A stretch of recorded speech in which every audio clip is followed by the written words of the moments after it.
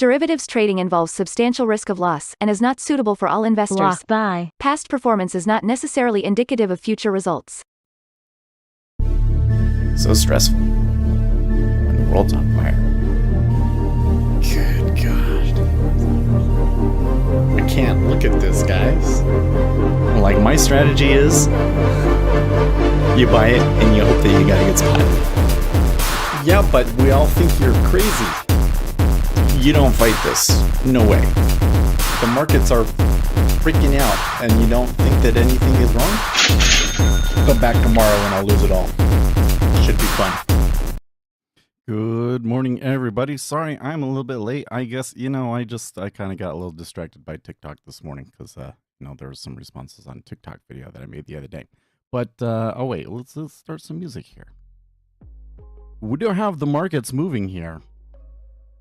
Treasury's up a decent clip from the open.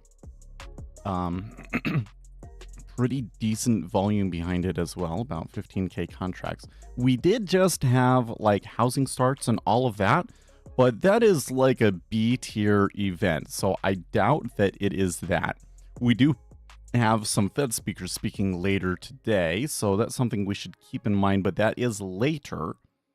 But when I'm poking around and I'm looking at Twitter, one of the things that I'm seeing is a senior Israel official. There will be action against Iran very soon. Also, another headline that I saw last night before I went to sleep was Israel saying that their action will be targeted to collapse the Iranian regime. So it sounds like they're going to do something very serious that could really undermine the Iranian regime. But we'll see. I think that is the most likely culprit for this upside action that we are seeing. So it may be a short-lived flow, but I would be careful about, going short that. Right? Man, they are plowing through some big orders there too. Let's come really quick. Let's try and zoom through these charts, okay? Got oil rollover today. Okay.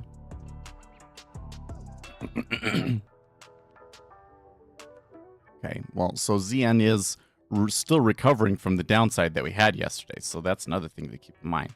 This could come all the way up to 12. Would be like getting through the single prints, so plenty. You know what? I'm just going to come over here and stick an order in there.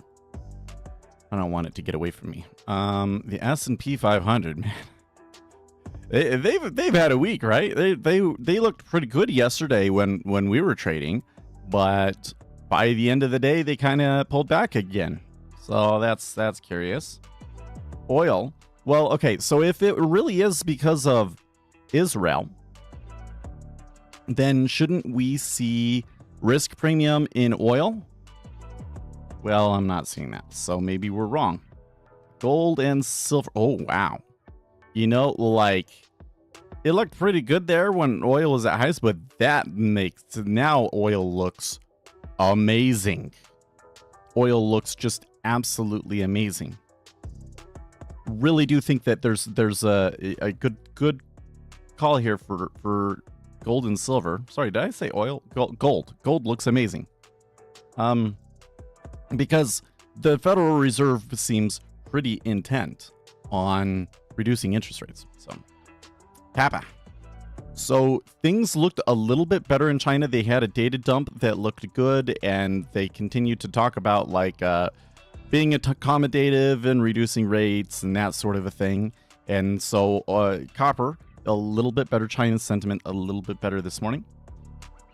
Here's the Japanese yen. It still just looks like a slow and steady decline. And when it's declining and it's just kind of like slow and organized, like this is one thing. But this is just kind of like every day, it's slowly. That concerns me. That is when you get really, really strong trends, right? So, and then there's Bitcoin.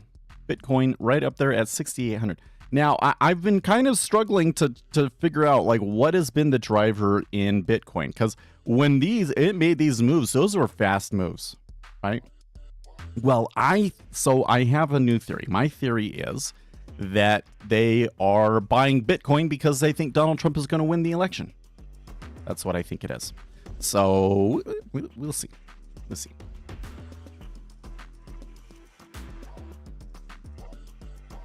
So that's where we're at. Looks like I did get some fills. It's probably actually, I don't like, if I get a fill and then they're stacking on top of me, that's not necessarily optimal. Well, there's a little bit of wiggle room around here at the top. Let's see if we can sort something out.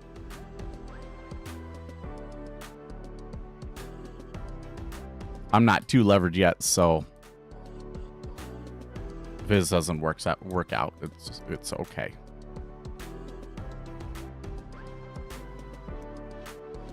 Oh, by the way, good morning, Uzi, Rob, Namrus, Octavius.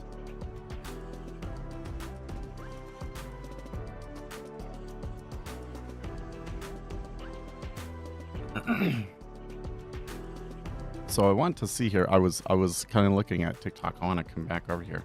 I made a video last night talking about Kamala Harris's interview.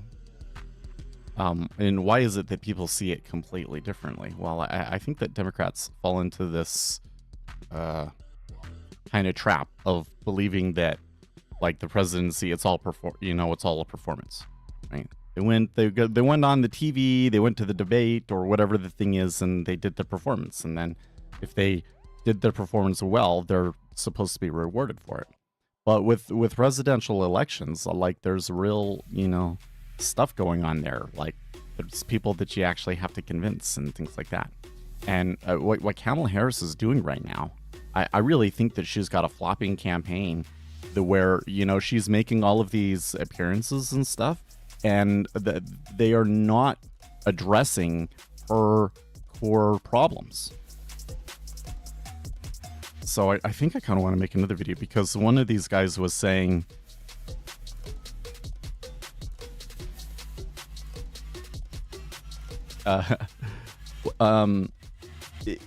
so like somebody brought up, hey, Donald Trump, he just was like on stage and he danced. Well, the reason that he did that was because the two individuals in the audience had a medical emergency. And so they decided that they were just going to, for the last 30 minutes, that they were just going to listen to the music, and he danced up on stage.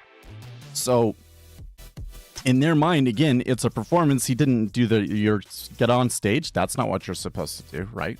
But again, like, we're talking about strategy. Like, does this move the needle for people, et cetera, et cetera? So what is Donald Trump's biggest vulnerability?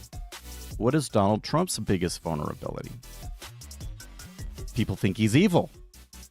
Isn't that Donald Trump's biggest vulnerability? Is that some people think that he is divisive and evil, and that he's going to become an evil dictator that will suspend the Constitution and just establish himself as God Emperor or something like that. It was funny. I remember the beginning, like the very, very beginning, before the first debate, before people took Donald Trump seriously, the most popular meme among the Donald Trump supporters was that he's the God Emperor from Warhammer 40K. They picked up on this thing that people saying that he wants to be a dictator really early on, and joked about it. They thought it was funny. Okay, so how can you address that concern? Show compassion for people and show that you're human. He stopped the campaign event because somebody had a medical emergency, and then he danced awkwardly on stage. It makes him look human. That helps him. Like, if you are a Democrat and you want Kamala Harris to win, pointing this thing out that he danced on stage doesn't help you. It helps Donald Trump address one of his biggest vulnerabilities. Super interesting, huh? Why has the Democrat Party become so strategically and tactically dense all of a sudden? It's really weird.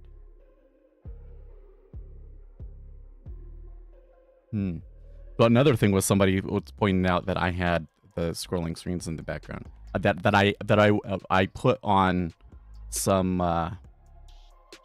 in the video. I put these wallpapers on to make, you know, the screens behind me look alive. They're like, "Oh, that's performative." Well, yeah. Would you have rather it had been a blank screen? I guess because I had closed down all my trading applications. Because it leans heavily into emotions. Is it because the Democrat Party has just become an emotional wreck? It is a decent theory. So I was thinking about this. Yes, listen, it's a Friday, so we can talk about these sorts of things, right? They've cornered the market on ego and hubris. So riddle me this. I tell you what, man. It is something really bizarre to me when I look at a couple of the major stories that I see out there. One of them is this story, and another one of them is the, you know, the birth rate crisis. Okay, but there is a mental health crisis in the Democrat Party. Like, there is something like 58% of Democrat women have been diagnosed with some sort of mental disorder or something like that, right? That's wild. Like, and people say, well, it's because it's just being diagnosed more. But like, if 50% of people have it, is that really a mental disorder? It just doesn't. That's not right. A disorder should be something that is like unusual, right? But anyways, my big thing is like, okay, so here's a storyline. It keeps getting brought up. People are analyzing it, etc., etc., etc. And when I watch content about this subject, there's a big question that's not being asked. Why?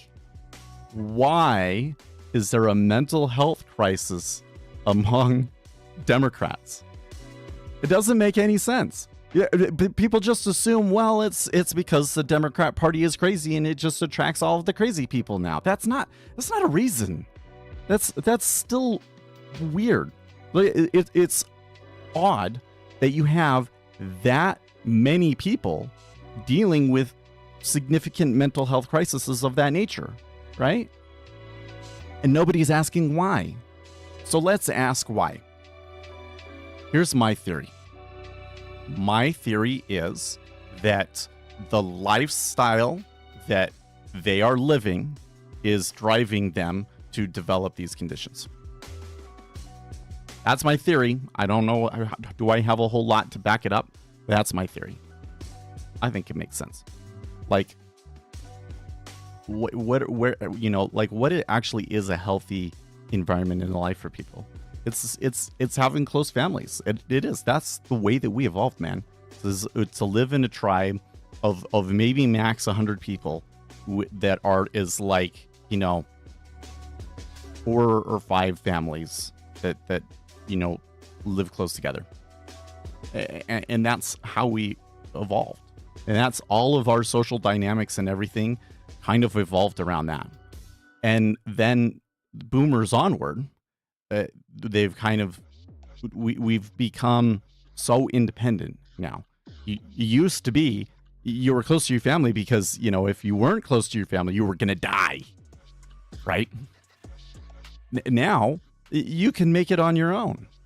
You can make it on your own and like be dirt poor and be a single mother and everything, and the government will pay for you.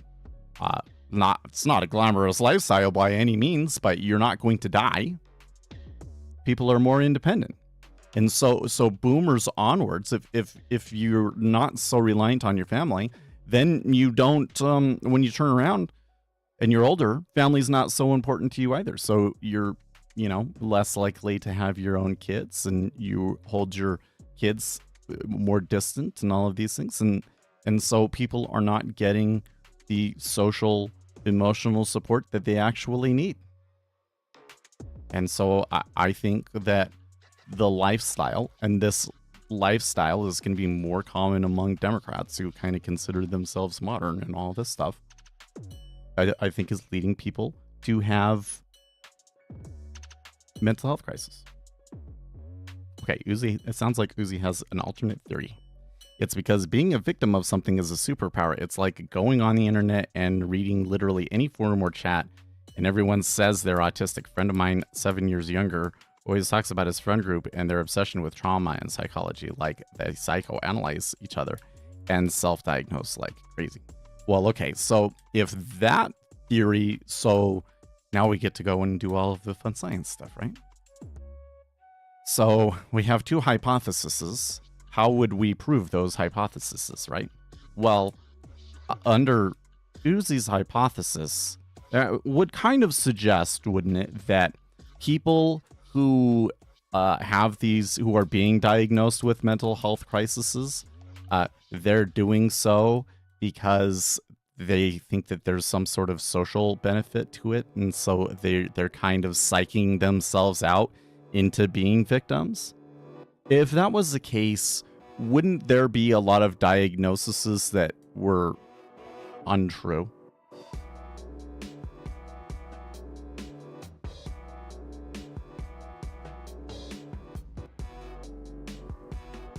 I don't know. The funny thing about the, like, you go to literally any forum or chat and everyone says that they're autistic. I'm very convinced that that is a function of autistic people are just much more interested and inclined to interact online. Like, when you go into an online space and people are interacting, even here on this YouTube, those of you guys that chat in YouTube, you make up like 1% of the total viewership, right? And so what is it about people that causes them to be the ones that want to interact and create content and things like that? And I'm convinced that autistic people are significantly more likely to want to contribute content online, especially if it is a niche topic, right? They develop their interest in whatever the thing is, Warhammer, whatever. They're the ones that end up spending the most time in it because autistic person just becomes obsessed. And so internet culture is driven more by autistic people than regular culture is.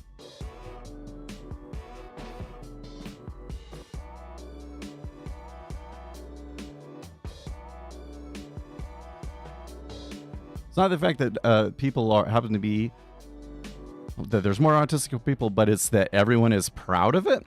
Maybe. You know, I'm not sure I've seen that, to be honest with you. Like, being autistic is not something to be proud of. Yeah, no, I actually haven't. Like the people that I see out there that are quote unquote autistic are not like, I'm an autistic person and I'm so proud of it and I want everybody to know about it and yada yada yada yada. It's kind of more like, I gotta warn you, man. Like, that's why I bring it up, man. It's because I know that what I'm doing is weird and turns off some people. And I think that if at least on stream, at work, I try and hide it as much as possible because it biases people against you, man. It's crazy how much it biases people. Like, being autistic, I think is a greater disadvantage than any kind of racial biases and so forth that we have in the United States. But you know, when I'm on stream and I know that I'm, you know, thinking or talking in a way that some people might find weird, I'm trying to give them an explanation so that they don't just go, well, this guy's weird, I'm gonna go away. Right? Like, it's like a defense mechanism. You got to understand that the people with these, like ADHD and autism in particular, are extremely traumatized by their experience of being ADHD and autistic. Okay. And legitimately so. Okay. Like, just for instance, what's happened to me recently. Like lost a job, no severance. I actually found out yesterday that the company never responded to the unemployment claim. That's why it took like 4 weeks, right? Any person that goes through an experience like that is going to be traumatized by it to some extent. It's not the first time, but it has an effect on you. It just does. It has an effect on anybody, right? And autistic people are literally experiencing things like this on, like daily, weekly, monthly basis.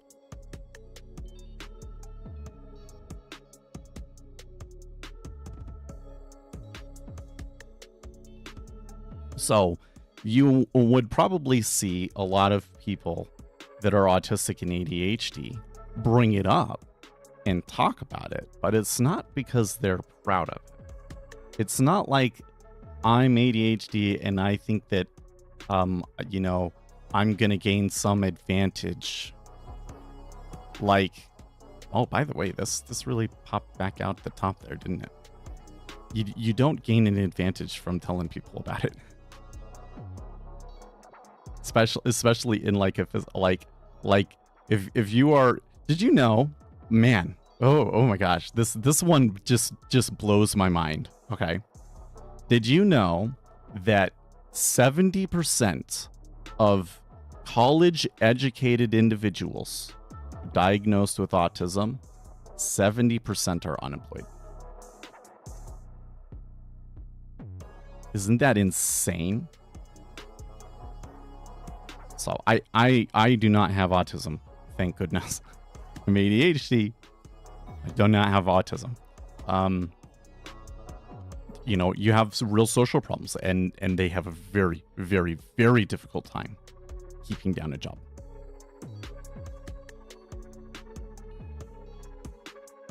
I don't think that I gain leverage in casual social interactions at all, Uzi.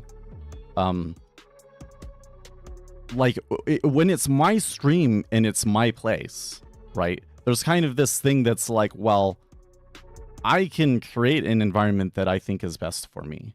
So the environment that I think is best for me is one where people understand that that's what's going on. Specifically like how the medication affects me and things like that, right? But it's crazy. Like if you go and you start every interaction with I'm autistic or I'm ADHD, nobody will talk to you. Like you don't even have to tell them. If people are it's that machine learning part of your brain. They watch your behavior. They see something is off almost immediately. They've done studies on this. They've found that even though the kids don't know, that children show signs of rejecting their ADHD classmates within 5 minutes of interacting with them. Within 5 minutes. It's insane. It is not something that you want to advertise.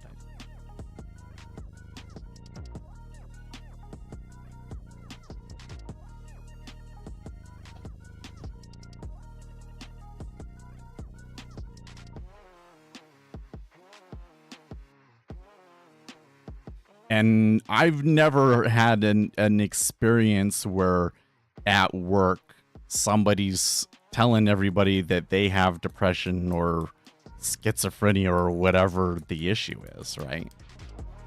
I think you're really extending like what people on TikTok will say, because TikTok will like, push that in the algorithm. I guess we're also kind of differentiating, okay, like being transgender or gay or whatever is not a mental health, is not considered right now, it's not considered a mental health problem, right?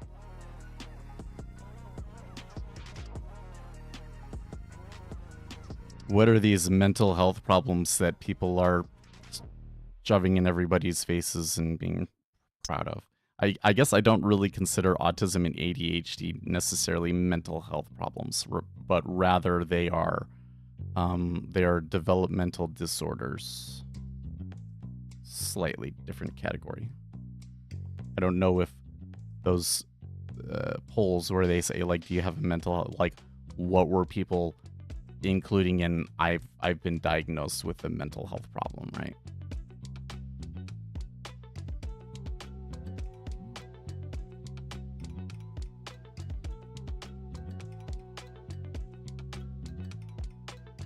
You need to be on the spectrum to enjoy talking about it. I think you kind of do. I don't think that you get into this as much as I do without having some sort of neurodivergence.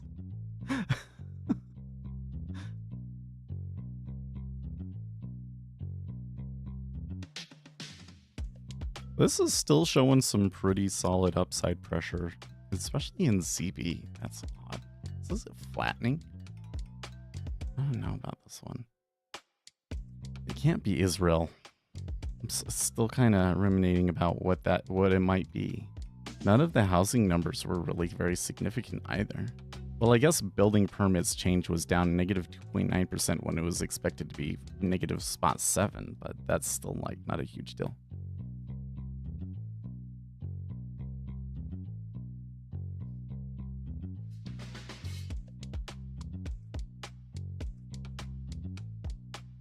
Yeah, well, you can't talk about this or that. That is a thing on universities. That's true. Like one of the things is it's kind of hard to sort out how common that actually is, because like some isolated, like a small minority of people can get like outsized attention, right?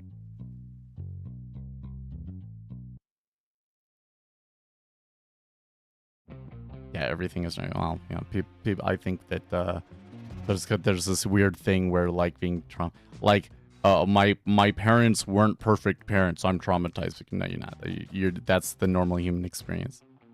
You're exaggerating. That's definitely a thing. Still, 56%. Come on. How else could we sort this?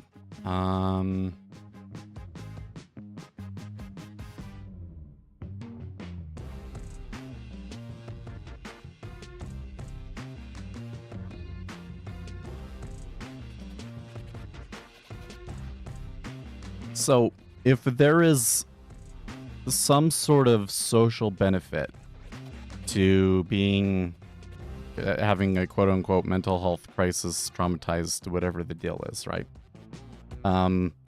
Why is it only Democrats? Because shouldn't the social benefits of that be, everywhere?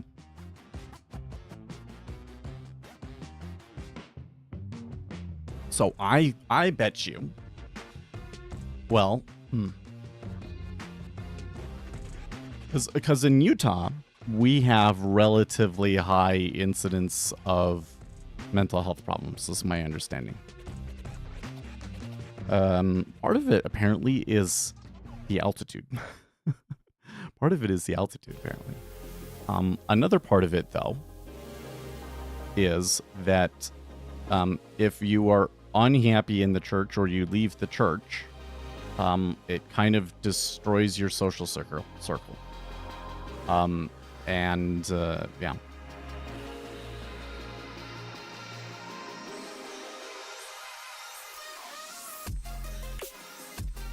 But you say that it's natural corralling, but like, you can't explain that in like a difference between states, for instance, right?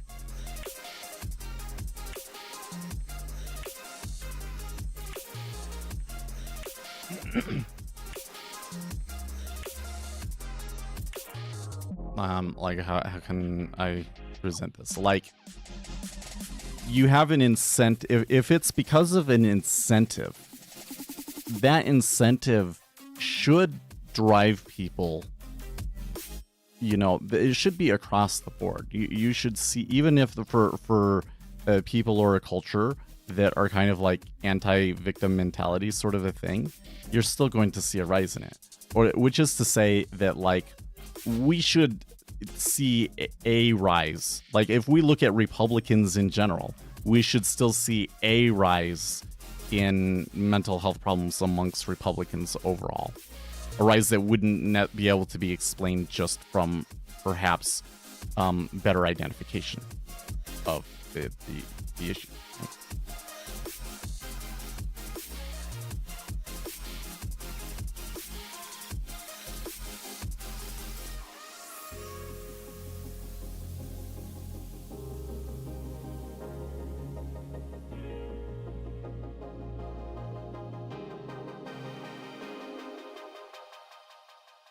It would also, I think it would be like, presumably, if you live in a place that's majority Republican, but you're a Democrat, you should be less likely to do that because you won't get the same social benefits from it. Right?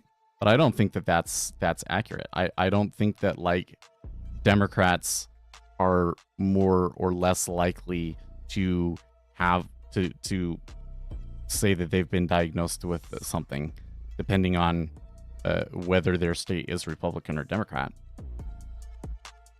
I've never seen anything that would say, I guess we would have to, like, do a poll about it, but, like, I haven't seen anything to suggest that. Seems like that Democrats just do it.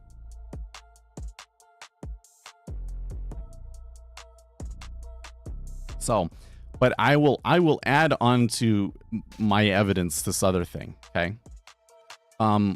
Something that we find is the people aren't having children. And why aren't people having children? Well, women don't want to have them. This is like the great dirty unspoken secret in society that, like, nobody wants to talk about. Whenever we talk about the low birth rate, it's like, well, okay, why do we have a low birth rate? Why is there such a low birth rate in Western countries? Women don't want to have children. There's a lot of people that say, well, it's because people do not have the money. They're not secure enough to be able to have children. It's too expensive to have children now. But what we find is that, number one, the people that have children, they don't care. They just have them. And it doesn't matter, what their financial situation is.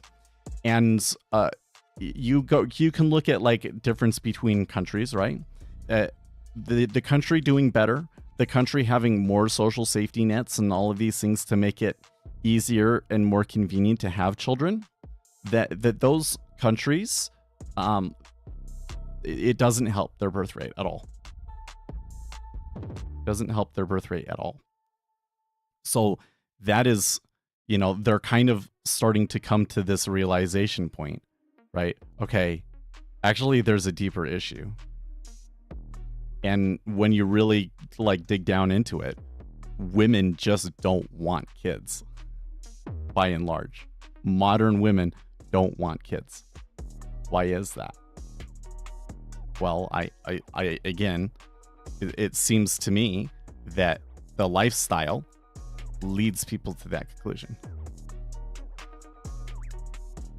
Your life is too easy. You don't see the importance of family. So you're just not interested in it. You just want to continue to pursue your pursuits.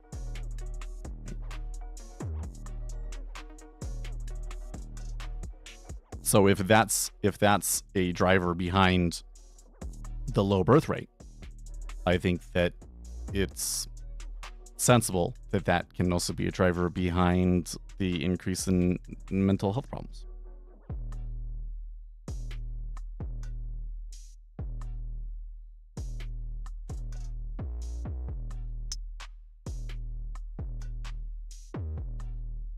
So this survey that I'm thinking about in particular, it sounds like it's self-reported. It sounds like they say, have you been diagnosed? I think the question they asked specifically was, have you been diagnosed by a medical health professional with a mental health disorder in the last 6 months? Was the question. So I don't think that it's just like self-reporting. And the other thing is that like when you get into that means that they're being diagnosed with like almost certainly it's largely depression and bipolar, right? Yeah, the birth rate in Mormon community is pretty good. I think that it's still like, you know, developed world numbers, but it's better than everywhere else in the developed world.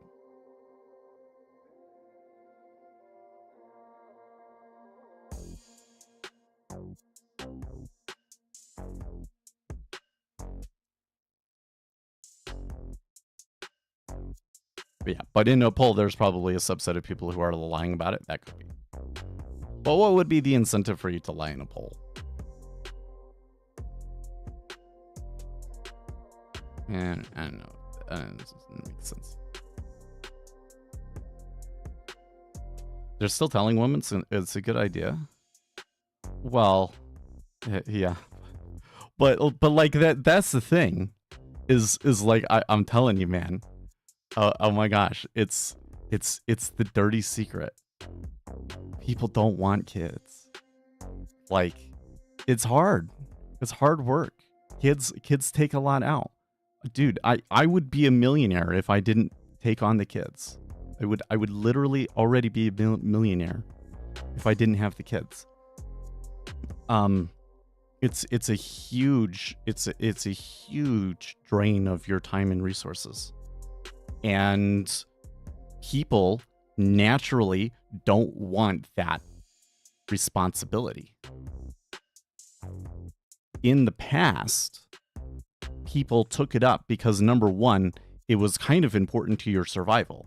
You kind of needed other people to come along and to be able to help you run the farm, whatever that deal is. You need people to help take care of you in your old age as well. And you were very dependent on your whole life was your family. And so, of course, you're going to go and have kids and have it on your own. But the easier that our lives got, the less important that was, until the point where having children just becomes a burden. And so like the more egalitarian the society becomes, the less interest that women have in having children. And so the only reason that people do it now is because, they've been taught that it's important to do. Like in the Mormon community. If you don't have that religious or cultural value that like having children is an important responsibility, people don't do it. Do you only trade from the DOM or you use the chart as well? Well, I have charts, but I don't take trades from the chart. You asked a good market question. I've got to stop what we're talking about and answer the good market question. Oh, by the way, I'm like looking at my face and like the light is wrong. It's because I did that. So let's fix that. There we go. That looks a little bit better. Maybe a little bit less than that. Okay. So I have charts. Okay, but I don't look at it and say like, okay, there's this hammer pattern in doji pattern. I have this indicator that's like a moving average and it's pointing up, and I have all of these sorts of rules, and that's how I decide that I'm going to get in. I don't do that. I do have charts. And most of these charts are just so that I can go back and reference and say, okay, oil is going down. When did that change? Are there other things that are moving along with it that can tell me perhaps some sort of macroeconomic change that explains why it's moving down? No, oil is just moving down on its own, and we don't know why. The treasuries, they moved up. There's a pretty good move in the Japanese yen when that happened as well. There was a pretty good move that happened in gold as well, but gold has reversed and gone lower while the treasuries continue to like slowly move up. So that's what I'm kind of doing with my charts. I do have some with indicators, but these are like order flow indicators. This is the spread. This tells me what the yield curve is doing. And then cumulative delta, market buys minus market sells, and this market order imbalance is just one of my own indicators that I have on there. That was a pretty strong buy when we were buying. So it's all order flow. And more importantly though, I like order flow is kind of something that helps me like confirm my trades, helps me get in at a better spot, helps me manage the trade so that, like I can get out of it earlier if it's a bad trade, things like that.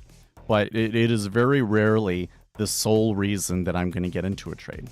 I'm going to get into a trade because I have information that suggests to me that there's going to continue to be an imbalance between the buyers and sellers throughout the session. Okay. Technical analysis is extremely ineffective on intraday timeframes. Okay. There is quote unquote momentum.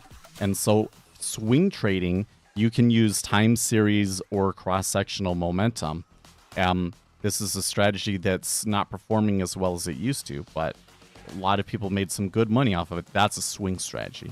On the intraday basis, that stuff just doesn't work. So the order flow is something that can help you.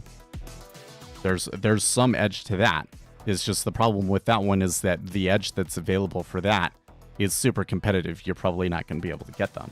So instead, what you do is you kind of use those things as kind of like a base, to make sure that you're not going against the order flow, but then you're going to have an informational edge.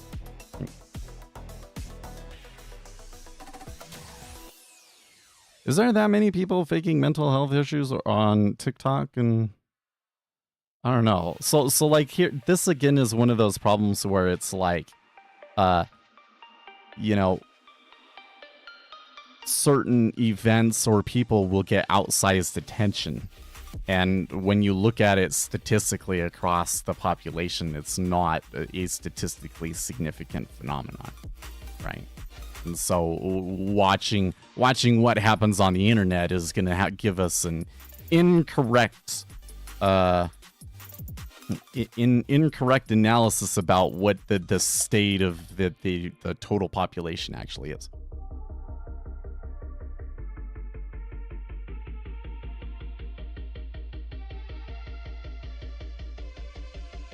Wait, have they though? You're discouraging. I don't understand what you meant by that one.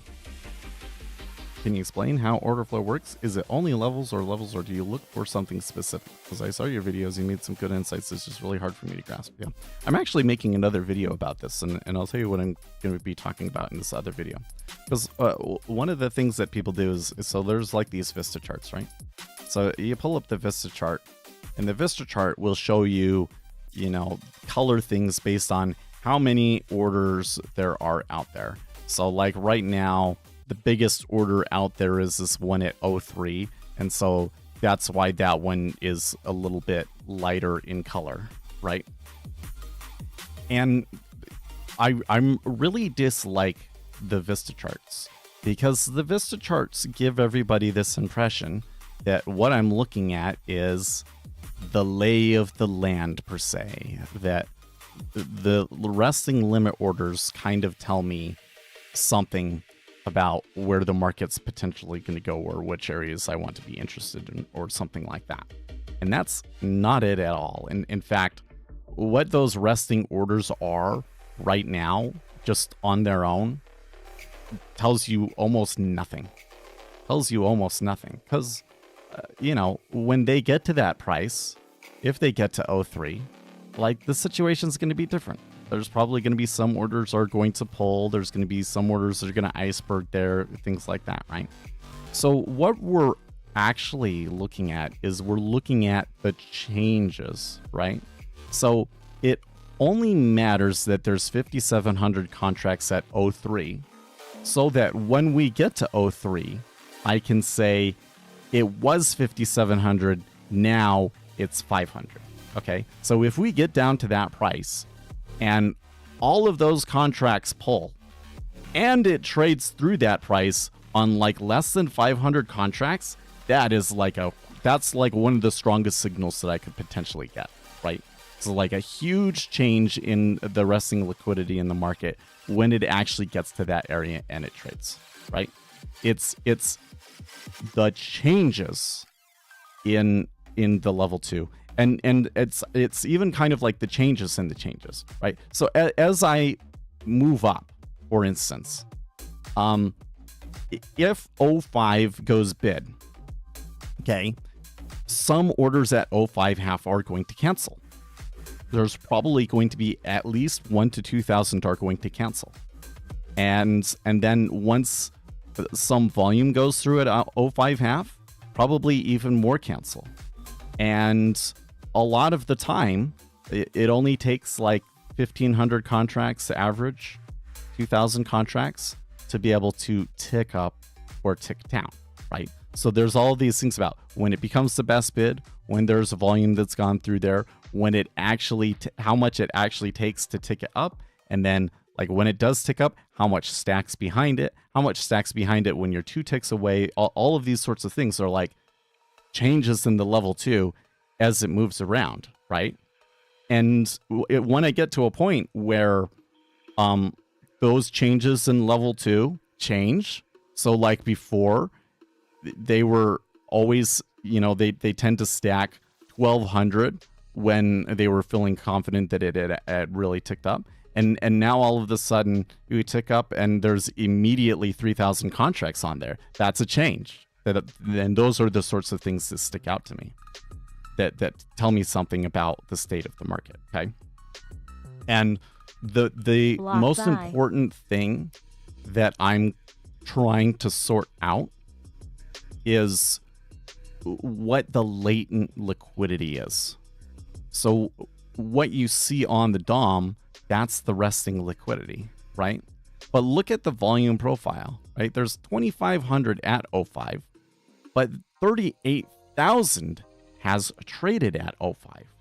And this whole time, it's been, not that many contracts on there, 2,000 or less contracts. So how is that? Most of the liquidity does not sit there and rest. The market makers that are playing the queue, they do that, okay? But most of the liquidity,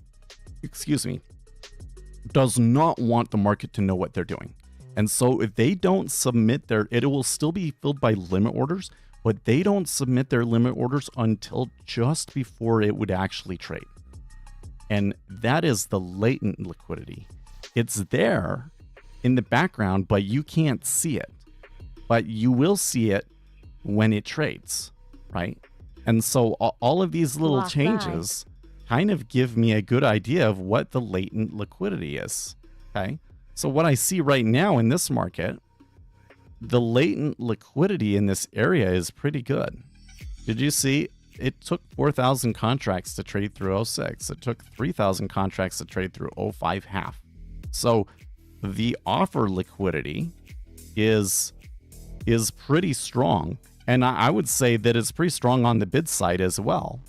The reason that we're moving up is because the market orders are being so incredibly aggressive right now.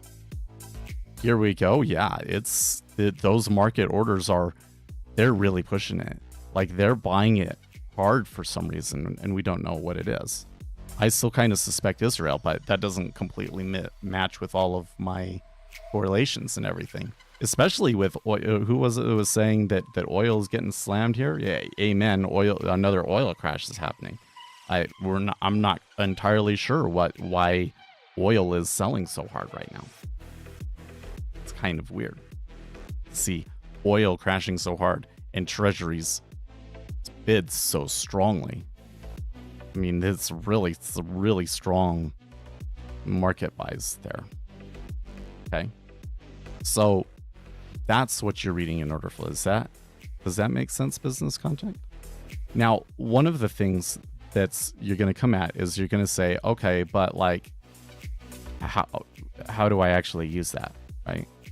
Because your mind is going to want the easy thing. This is going to be like, okay, when this changes and here's the pattern, and then you need to trade it. Nothing like that in trading really works. Okay, like if there's something that I could explain to you that was like a simple process, then like people would already be trading that, and it would be something that doesn't work, right? In order for it to be like a real edge, it has to be something that's hard to reproduce.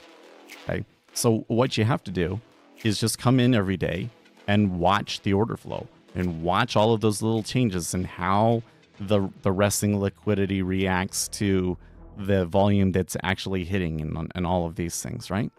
And your brain incorporates all of that information into, kind of a neural network in your brain, and you're building that out. And so what we want to do is we want to give you like a base foundation of things that like we know are proven are true.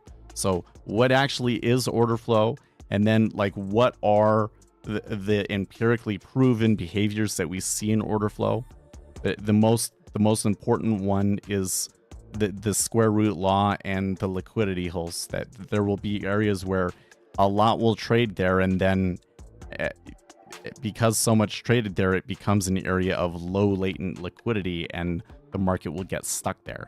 And that's mostly what people are seeing when they're looking at like volume point of controls and things like that. Okay, kind of happens randomly, but it is a behavior you want to watch, and you don't want to get stuck in those areas. Okay. Now that you kind of have those base rules to kind of help that your brain, because it doesn't know, and it might just, it's randomly trying things. You don't want it to, include things in there that we know are false or whatever, right? So we're kind of like narrowing the solution space per se.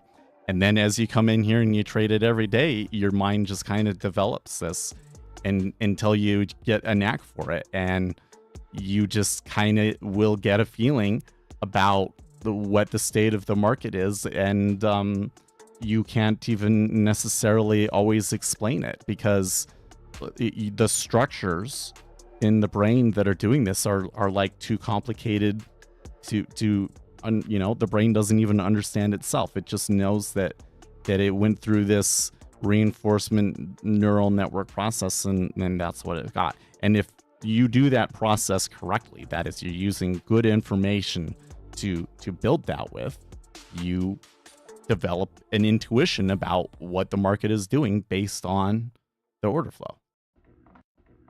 Right? So when I came in here this morning and I saw it moving up, I saw the amount of volume that was behind it, and I saw like what might have been driving that flow. I immediately said there's some sort of an imbalance that I want to be a part of, and so I took the trade. And everything during that trade, even though they were kind of pressuring me and everything, I never got anything suggesting that there was strong selling coming in against me. So I just kind of held out, and look, it turned out really good. I was able to get my cost basis all the way down to 0.3 and only have one contract on now left.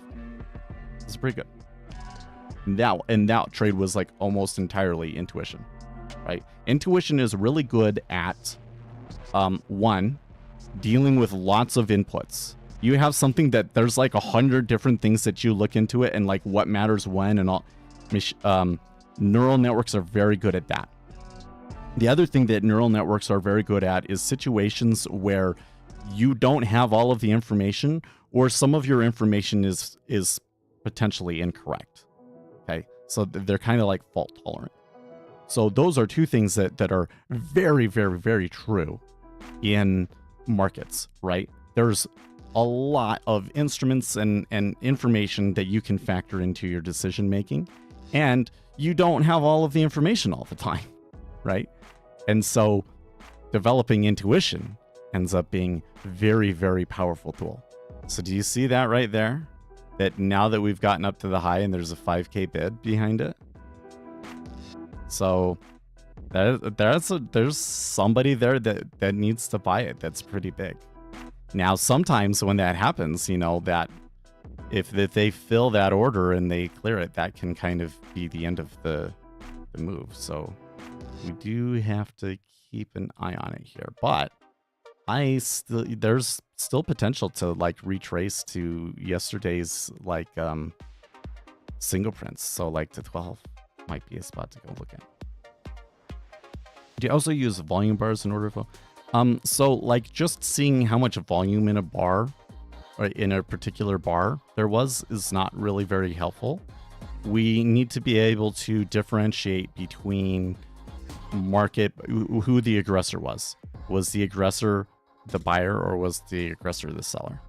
So what we're seeing right now, and the best way to do that is cumulative delta. So what you can see right now, see how cumulative delta is persistently moving up, right?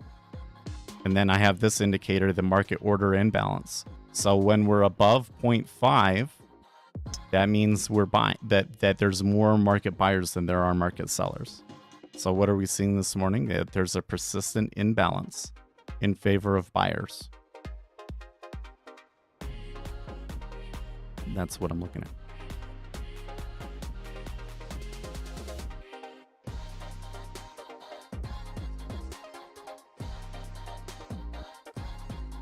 Weekend manipulation. Well, Amir, you might have a point. I mean, I wouldn't call it manipulation, but there are some flows that come in on weekends. I do have to wonder if Israel is going to strike back at Iran over the weekend, and you would want to go and put your money in a safe place. But again, if we really thought that something was going to happen there, shouldn't oil be bid right now? But oil is really taking it on the nose. So the trade doesn't completely make sense. There's something kind of amiss here. Okay, so what I'm seeing right now is that the resting liquidity is still really healthy. We got 3,000 by 3,000 there. You know, it traded through that area. There was some big orders there and everything. This is an area that could potentially become an area of low latent liquidity, but we're not seeing that.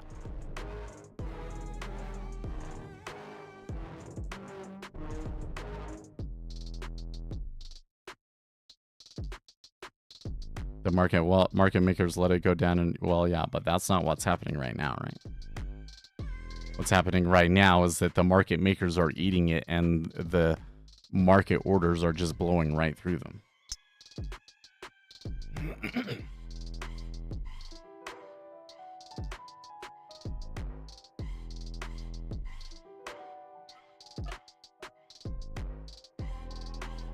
My guess is there probably were some market makers that were a little bit unhappy about adding all of this inventory on their sheets right here. And, you know, as we're ticking up away from it, they're probably like almost immediately turning around and dumping them and being like, oh, that was bad. I just need to get rid of this immediately. So that might be, so some of this might be, you know, but maybe there is like a large meta order buying out there for some reason, maybe for weekend flight to safety, but there's probably also at this point market makers stopping out.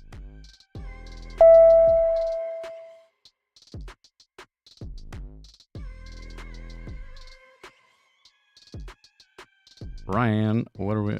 Well, I have ES up there too. Yeah, ES. So I was thinking about this the other day, by the way.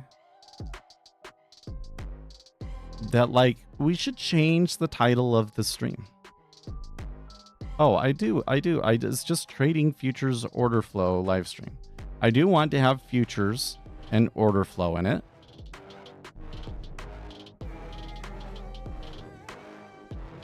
Instead of saying trading futures live stream, I'm gonna say live financial markets. futures order flow. Like that.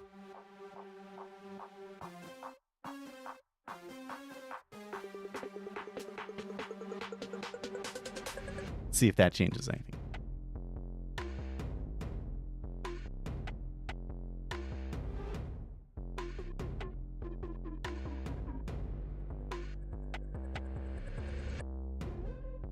Okay, so back to the subject that we were talking about before, because Izzy made a good point. There was a whole kerfuffle about people faking Tourette's. I want to say they studied whether or not the consumption of that content could actually lead people to acquiring Tourette's. I think they did, right? So there is social contagion aspect to some of these mental disorders. Tourette's and bulimia in particular have been shown to have like social contagion, that like you don't get anybody with it. So Tourette's is an even better example, is multiple personality, where like you have multiple people inside of you, sort of a thing, right? That's something that's like there's no cases of it whatsoever, and then there's like one case and people hear about it in the news, and so then there's a bunch of other cases. And is it that they're faking it, or is it's a social contagion, right? That's the thing. But the stat was like 58%, man. I don't think that a social contagion aspect can explain 58%.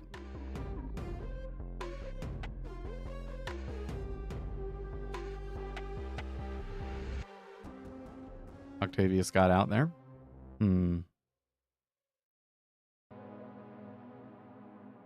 Well, I must say, I didn't really like how it like really busted out there and come back.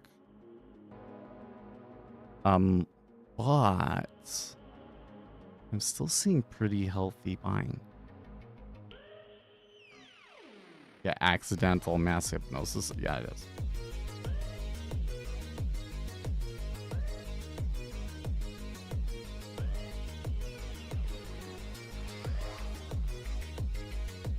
Like, there's all of these stories of like entire towns getting, you know, like this dancing fever and dancing to exhaustion.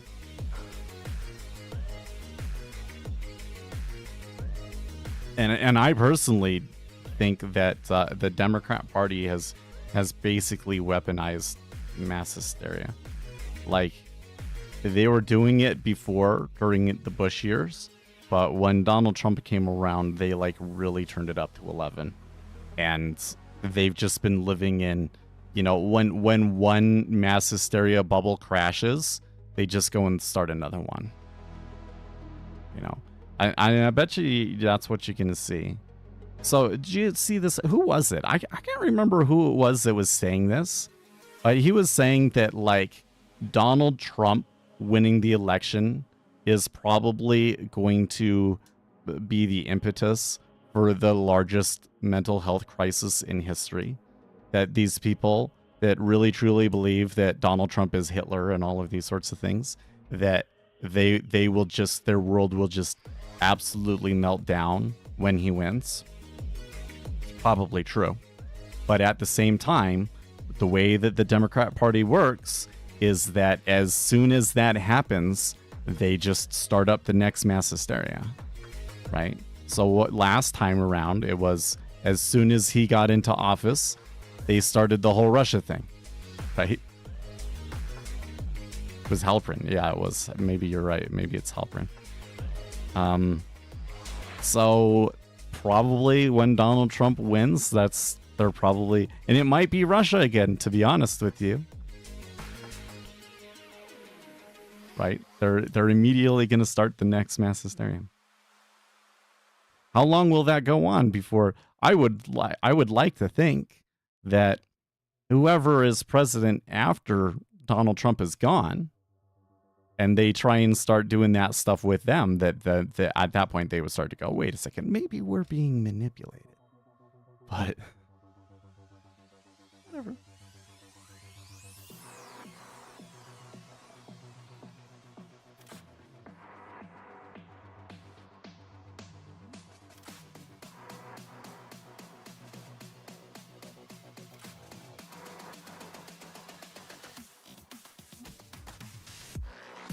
But like going back, like here's the thing. They're saying like the people that they've been diagnosed with something, right? I mean, it's almost certainly they're being diagnosed with depression, right? I'm gonna bet that of those people that actually were diagnosed with something, I'm gonna bet you that like 90% of them were diagnosed with depression.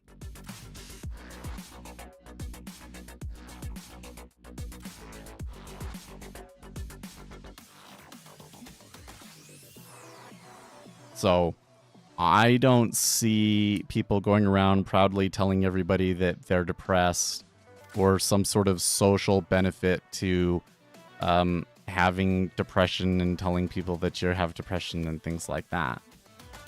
So I think that their lifestyles are driving them to depression. In particular, I think that if life is too easy, it tends to make you get depression.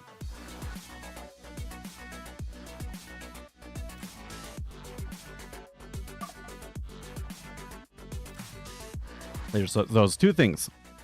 Not enough physical activity. Life's just too easy in general. And you don't have close relationships. And those are the three things that I think Democrats don't have that are leading them to these problems.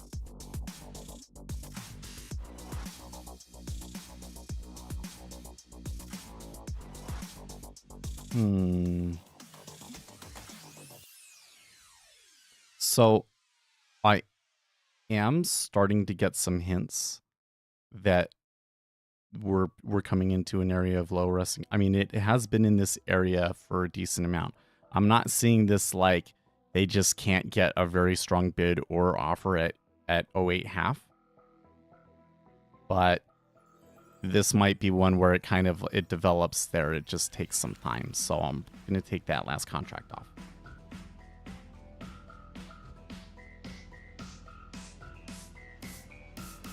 Yeah, it's social or group morality. They don't think where the idea comes from, what it means, or where it's going, but they know everyone around them thinks that, so they think that too. I agree.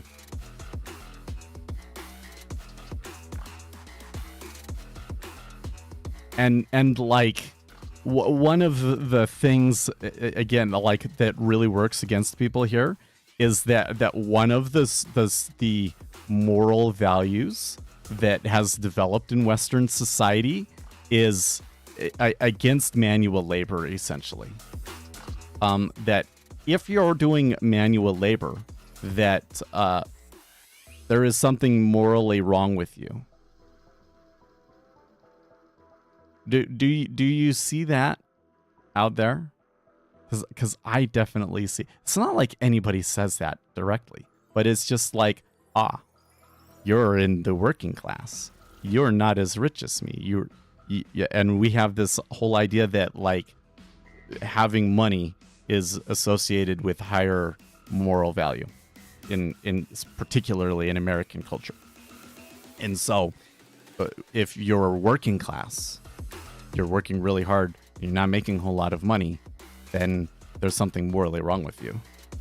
There's some sort of failing on your part that's gotten you into the working class, right? And so you got all of these people on the coasts in tech jobs and things like that think that, doing manual physical labor is like, ew, no, that's for the plebeians.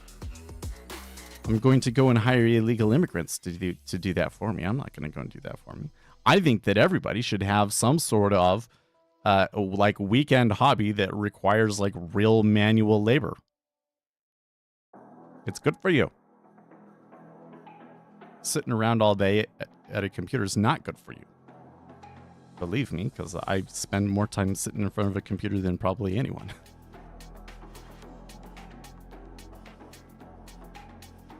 The more feeling if you're not powerful. Is that whole thing that's like, the kid says, look, mom, that's the janitor is cleaning things. Yeah, you don't want to end up like him. Right? That's what we teach people. and nobody ever sits down and says, well, maybe some people do physical jobs because that's what they like to do. That not everybody is happy sitting in a cubicle all day. In fact, a lot of people are not happy sitting in a cubicle.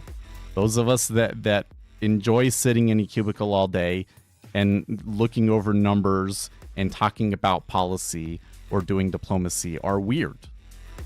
We're the outliers.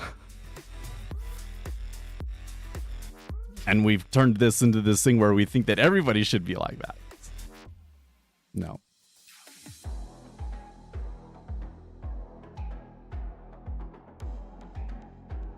I'm trying to think. There's got to be another place where this comes in.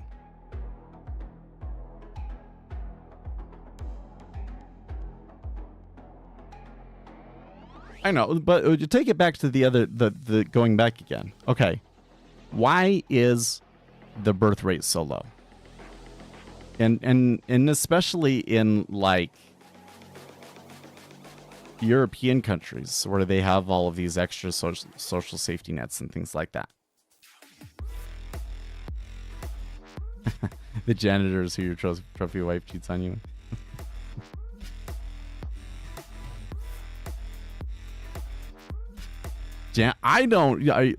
Can janitors really make a lot of money? Some might. I don't know. Or maybe in some companies. But I've definitely seen that thing where it's like, you don't want to be like one of those people because they don't make money.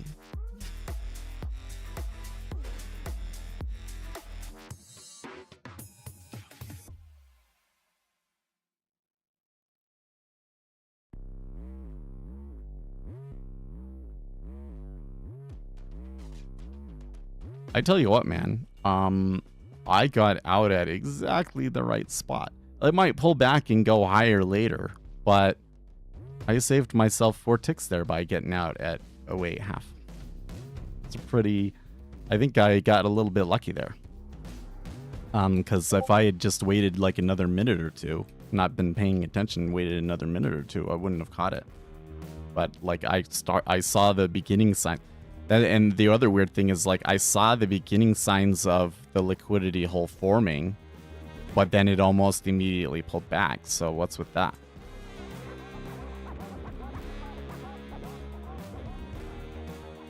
Bitcoin's near breakout. It could. Seems. I forgot that Ryan was one of those guys that came in early on from Bitcoin, huh?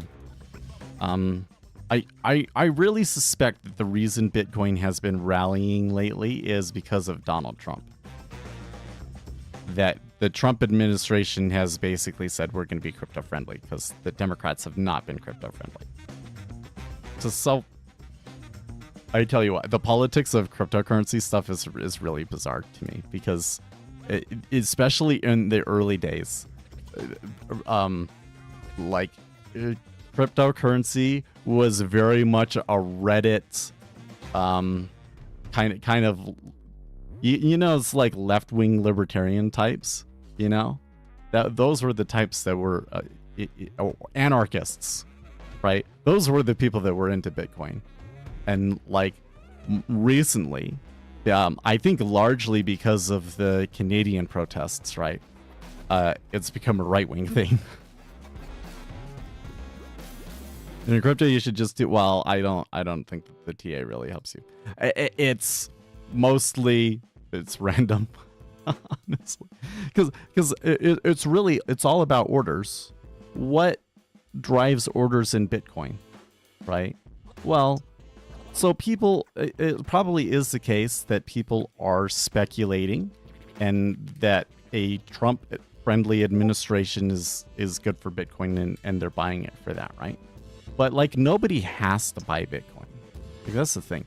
There are people that they have to buy treasuries. Like their business doesn't work. They don't buy treasuries. It's an important part of their business. And so you can kind of look at those people and what they're going to need to buy and sell and whatnot to kind of sort out what the supply and demand in treasuries might be. There are people that have to have oil or they can't do their business. So we can sort out how much oil that people are going to make and how much oil people are going to use and sort out what the value for oil is, right? You can't do that for Bitcoin because nobody needs Bitcoin. Its entire value is speculative, right? So, you know, what's driving the orders in there is people speculating. That's random. That's random. And yeah, so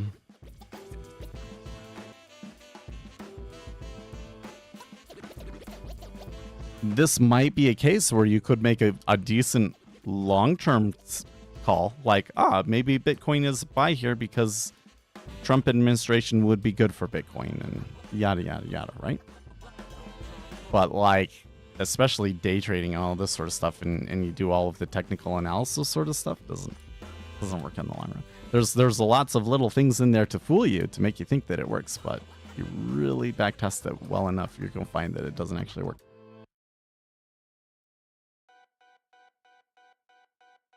What do you know about the market makers that operate on CBOT? I don't know. What would there be to know? They would be different from them compared to any other market makers in the market.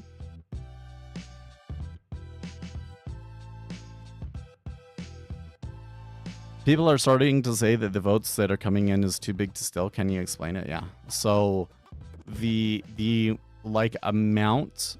So you gotta like how do they steal, right? How do they steal? Well, one of the big things, probably the biggest one, actually, to be honest, is ballot harvesting. You go and you say, okay, which areas are we underperforming in? And you send your foot volunteers out to those areas and go door to door and convince people to fill out their ballot. And if it's legal in that state, you can even take the ballot there at the house and ensure that it gets delivered. Is this stealing? Nah, I mean, it's really, if it's legal in that area, then it's not. In some states, it is legal. But, you know, it's kind of one of those things that you can kind of utilize to help your side, and that Democrats utilize very, very heavily and Republicans neglect it, right? The other thing is going to be just like fraudulent ballots. Now, there's still a big problem, you know, like if you were really gonna like outright steal, like there's a lot of risk in doing that, right? You kind of have to be sneaky and do all of these things, and you know, in a way that like the law wouldn't have been able to have found it yet, and things like that. So like there's a limitation to how much and how many votes you can actually like conjure up out of nowhere, and people not get suspicious, right? And it turns out to be about like 1 to 2% of the vote. Okay, so like in a situation where the margin of victory is less than 1%, right? Like we're talking about a few tens of thousands of votes making the difference in Georgia, for instance, right? Yeah, could you steal that? You could, potentially. I'm not saying that that's what happened, but it's a lot easier, right? Versus when you get into like hundreds of thousands, then that's less realistic. And what we're seeing with Donald Trump right now is the betting markets in particular are getting really, really confident. So again, I want to talk about this one too. The betting markets for predictions markets is not very good right now. The top market used to be Predictit, and Predictit was not given license to operate in the United States. And there was a couple of markets that people felt they were run unfairly. So Predictit, as a market of that sort, really kind of collapsed and went away. And the top market has now become this Poly market, which is a cryptocurrency market. I don't have very good observability into what's going on in that exchange, but it doesn't look like it's a super liquid market to me. So it would not take very much at all to go and manipulate that market and make it appear that, you know, your favored candidate is winning or whatever the deal is, right? So I would very much discount what the betting markets are saying on their own. But here's the thing. You are very much seeing traditional financial markets now also start to move in a way that suggests that the market is very confident that Donald Trump is going to win the election, right? And the polling is now starting to say that Donald Trump is up in like practically every swing state now, right? So that very quickly gets you to the point where, you know, of course, the polling right now is still kind of like within the margin of error and like that even. But if you account for polling errors on top of that, which most people are, I don't know if we actually should, because I don't know. I don't think that we have any, like this election is so different, and the turnout, I don't think that you can really predict the turnout. So I don't think that that we can make any kind of accurate poll, because you have to know what the electorate is going to be like. But if we just assume that we have similar things where the polls underestimate Donald Trump's support and extrapolate that with current polling, then Donald Trump wins much more than the margin of fraud, essentially.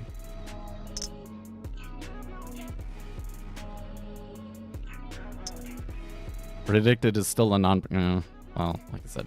Now, there's another exchange called Kalshi. And Kalshi has been like the one exchange.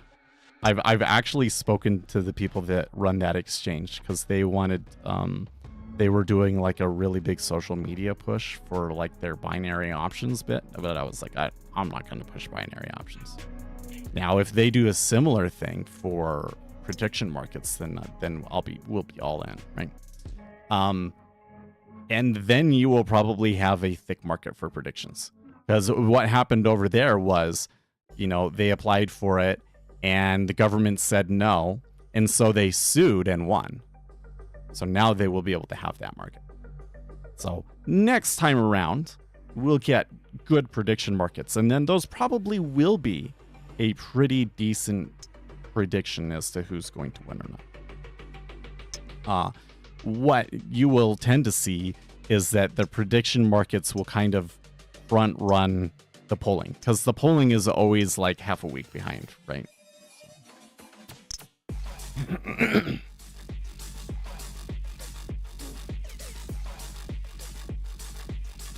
PS says it seems like a chain of custody problem to me. It is. It is.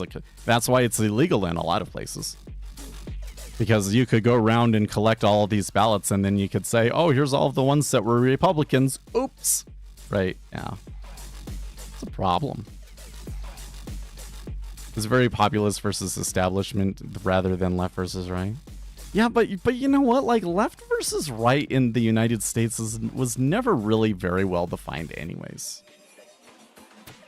Like, what we define as left versus right is kind of always been a little bit weird. So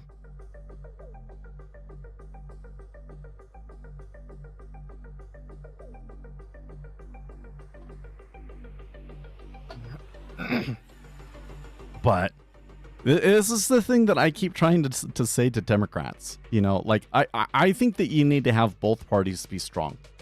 I want Democrats to lose, but I don't want Democrats to be a joke. And right now, Democrats are a joke. And how did they get to that place? Two reasons. Number one, they very viciously put down dissent. They very viciously put down dissent. And it was like, if you're going to dissent, we're going to ruin your life. And so they now live in a delusion, essentially. Like, they've created this bubble around themselves that they just don't understand what's going on. This, like, reaction to Kamala Harris's interview on Fox. So, like, you know, they're all, oh, she was so great. I can really see her going up against Putin. Yeah, that's not her problem. That's not her problem. Her problem is like, does she actually understand these issues? Can she actually act as an executive, and organize things, and make good executive decisions? Can she? Is she too radical to really unify the American public in the office of the presidency? And is she actually going to be different from Joe Biden? Like, those are the problems, and that interview doesn't address those things, right? And Democrats can't see that because they're so stuck in their bubble that they're not realizing that that's what her campaign's problem is and why she's having problems, right?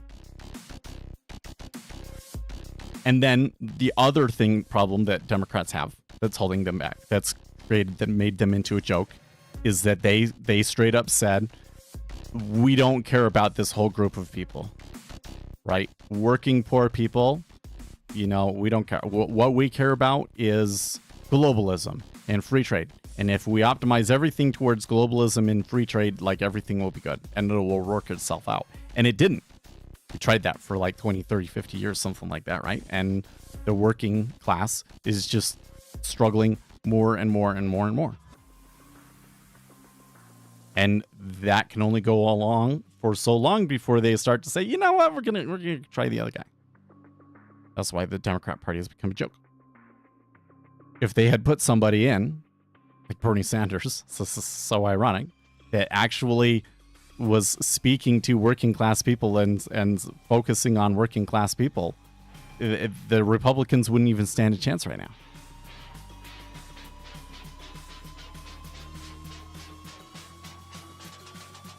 Wow, Kamala said Donald Trump 54 times. Yeah, like it's so funny. Like, who is sitting out there saying, I want to vote for Kamala Harris, but she doesn't seem quite anti-Trump enough for me, so I'm not going to vote for her. Nobody says that. So why would you focus so much on attacking Donald Trump and attacking Fox News when you go and you do your interview? Doesn't make sense, right? If Kamala Harris went into that interview, tried to be as non-combative as possible, and instead focused on whatever the subject is that he brings up, I'm going to show that I know something about that the average person doesn't know. Right? So, like, he brought up immigration. Okay, well, your immigration has been really, really bad. And she's like, well, we had this bill, and Republicans didn't vote for the bill. Well, yeah, because it was a bad bill. People understand that now at this point. But what would I recommend Kamala Harris? How would I recommend her to address that question? I would start talking about what was in that bill. I would be like, here are the specific policies and like, here are the specific policy challenges that we have right now that are preventing us from being able to control the border. And here's how that bill helps that. And I'm not going to be combative about it. Right? That addresses the two major problems that she has. She's too extreme. Right? So now she's showing, she was open borders before, but now we're showing she actually can work together with other people, right? By not being so divisive with the Fox News interviewer, right? And then number two is showing competence. People are not sure that she's competent, that she actually understands what she's talking about. So Donald Trump is great about this, right? Whenever somebody asks a question like this about Donald Trump, he will bring up some sort of anecdote that you don't know about, to show that, like, he was there, he was talking to people, he was involved in that issue. And here's a problem involved with that issue that you didn't know about. That's how he shows competence on the issues, right? Kamala Harris had focused on it. Be a completely different story.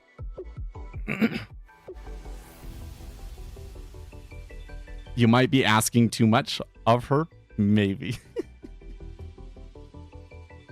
Well, and you know what? Like, that's the real mistake that she made. The real mistake that Kamala Harris made was hiding from the press at the very beginning. If I was advising the campaign, I would have said, yeah, there's a lot of risk every time that you go out and you talk to reporters. But you know what's an even bigger risk? That you're not able to hide from the press for the whole campaign, and that when it really matters, you're not going to be experienced enough, good enough at dealing with the press and answering those questions and playing the role of a presidential candidate to be good at it when it matters. So we need to start doing it now. It's just like what I always say with excellence. Everybody, all these kids out there are like, I don't have to try hard. I don't need to put my best work forward because I don't care. These are like other people's stuff. This isn't my dream. Why should I, be putting all of my effort into it? I'll tell you why. Because excellence is a skill. It's something that you have to come in and practice every day. And if you practice not putting your best foot forward every day, then what will happen is when it comes time for you to do something that you really care about, you won't be able to do it. Because you won't have built up that skill. And that's what Kamala Harris did. She hid, didn't build the skill up, so she doesn't have it now that it matters. That's the biggest mistake that she made.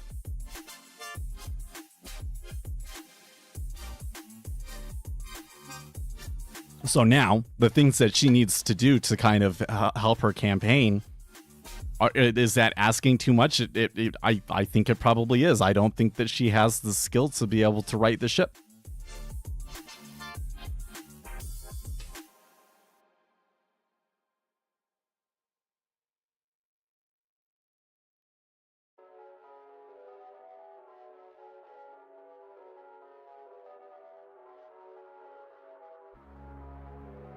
Yeah, it's way too late. It really is. I mean, you never know what happens in a presidential election, right? Like, we could still have an October surprise. We got like 2 weeks left to October, right?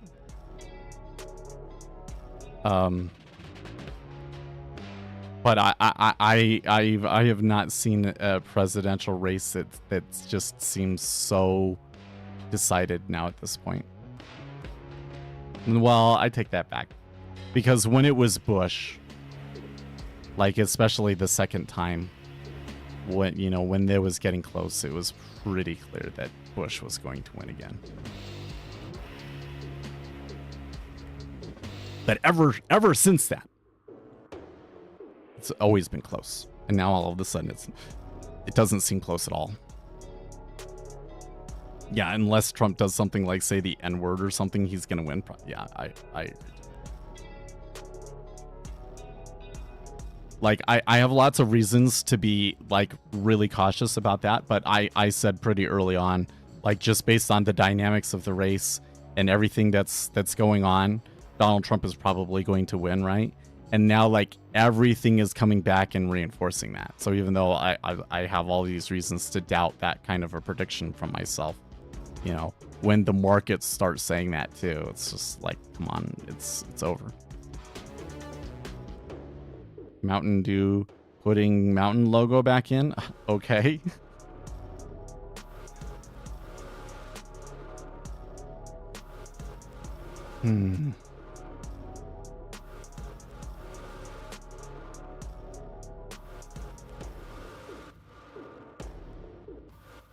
It's hugely consequential. Yeah, who owns Mountain Dew? PepsiCo. PepsiCo owns Mountain Dew. So then wait, what's the Coca-Cola? Is there a Coca-Cola equivalent of Mountain Dew?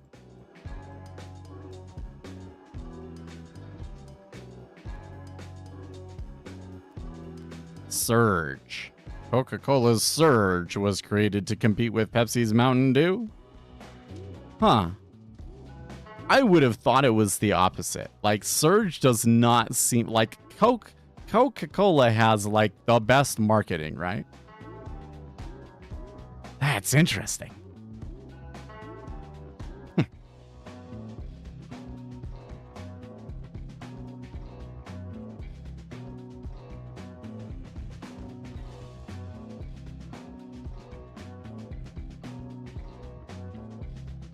My bad. Short Coke by Pepsi.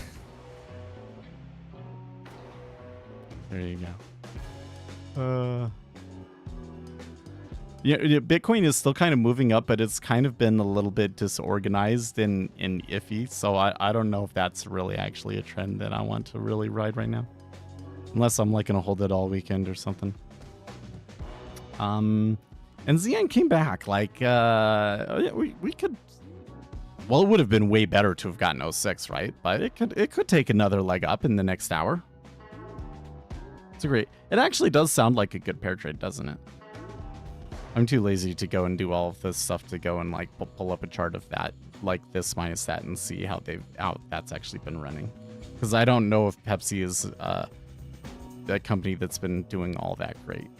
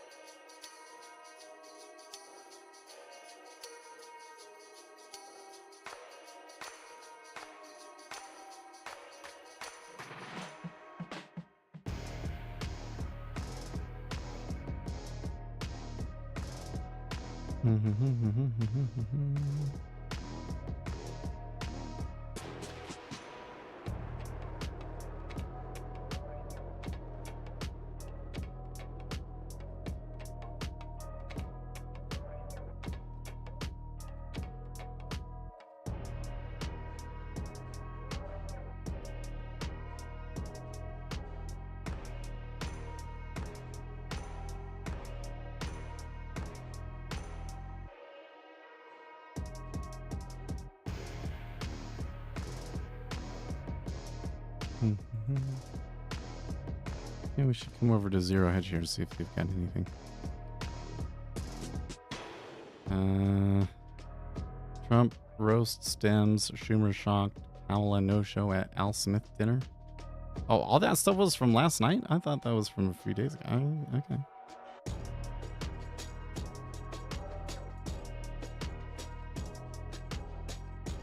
Don't go all in yet. Goldman's Pasquariello hints at post-election hangover.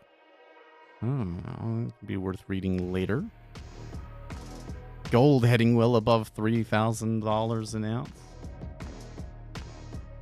There's a ways to go yet before we get to 3,000, but I do wonder once we get to 3,000, like, what's the limit beyond that?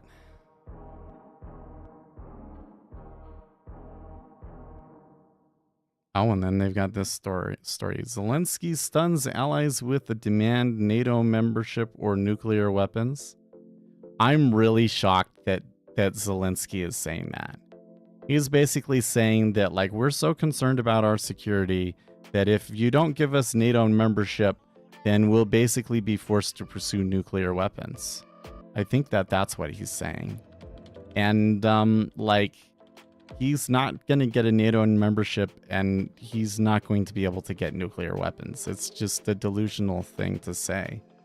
And I'm honestly starting to wonder, like, I'm one of those people that have been really, I would even say irritated by Republican and conservative attacks on Zelensky. I think that he did a pretty good job at the beginning and all of that. But it really seems to me that he's like lost the plot, that he's like so close to this conflict and has been so stuck in it now. He's now saying just silly things. That's what you get when you elect a comedian. Yeah, I don't know. Is he I don't know if he's a tyrant, but you know, like it seems to me more like a person that has really been like that they're what is the word that he really seems to me like someone that's judgment has been compromised by being so involved in the conflict, is what it seems like to me. And or maybe he's just really desperate because, like, really it really was like, hey, we're going to have this big offensive, and that's going to get us back Ukraine. and then they did the offensive, and they didn't succeed. You know, they were looking for a breakout, and they didn't get the breakout, and then they had spent all the resources at that point. It failed, I'd say, overall. And after that, American countries were kind of like, I don't know if we want to do this anymore. So what is he going to do? I just don't see how they get it back now.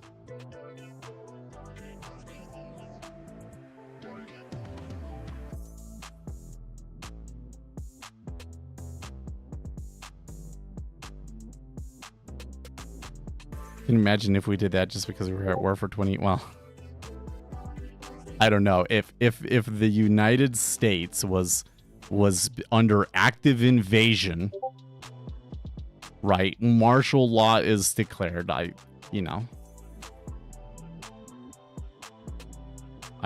Those sorts of things tend to happen in those situations.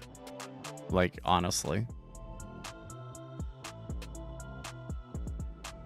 But there sure is, the problem has always been in these kinds of conflicts. The problem for the United States has always been that their partner ends up being not as good as they need to be. You know?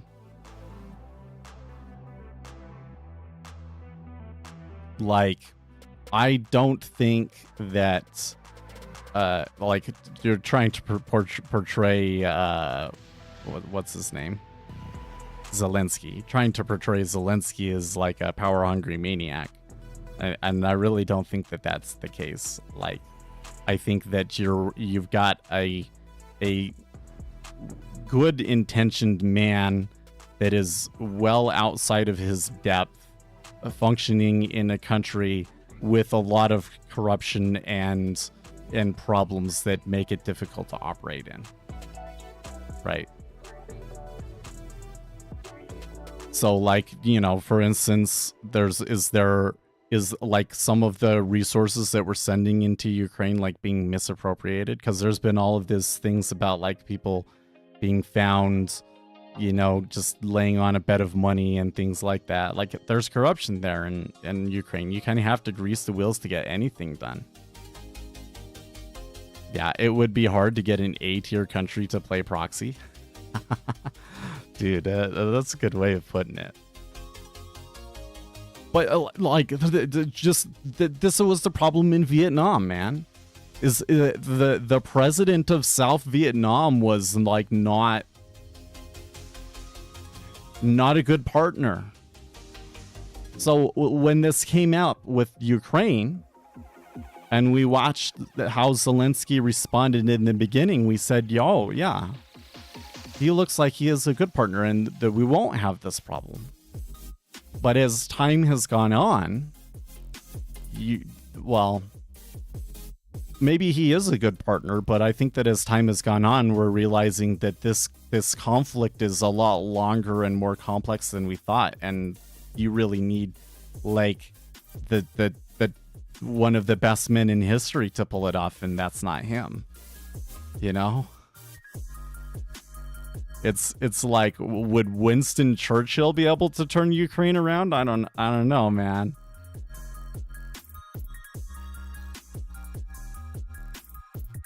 That's actually, you know what? That's actually a good barometer, because like if Winston Churchill was in charge in Ukraine right now, I could totally see him banning opposition parties.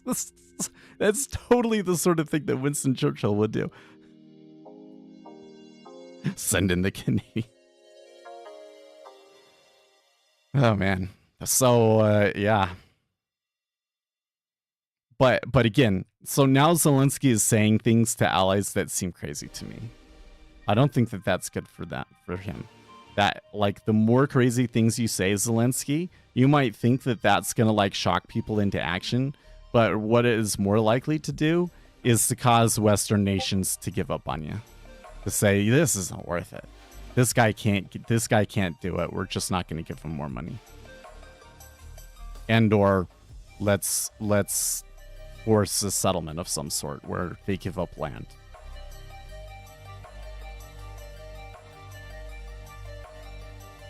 I mean, that's probably what Donald Trump will do, don't you think? I think Donald Trump will kind of give it a whirl for a little bit, but then eventually say, "Now we gotta end this. You just make it a peace deal." Could be wrong.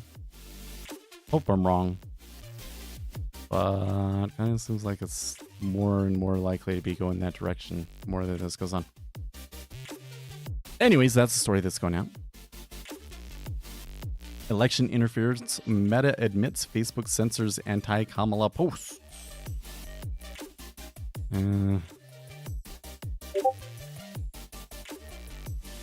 Facebook's got some problems. I think that there's like people that they're trying to do the right thing, and that there are people there that think the right thing is to censor people.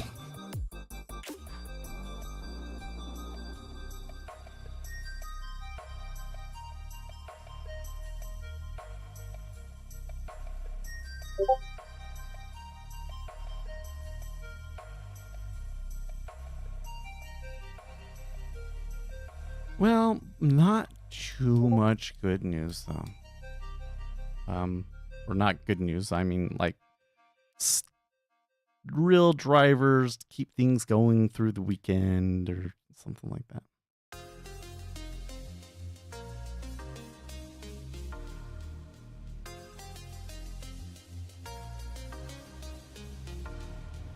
Oh, this is actually an interesting chart here.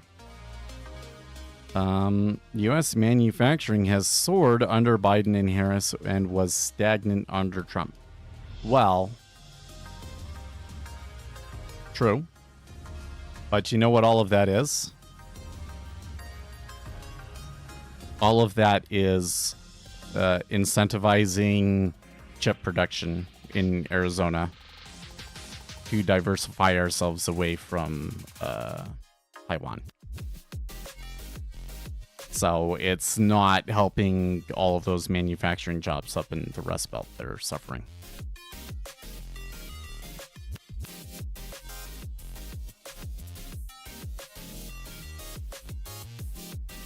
I can't believe that Kamala Harris didn't go to the charity dinner. Yeah, it actually is kind of weird, isn't it?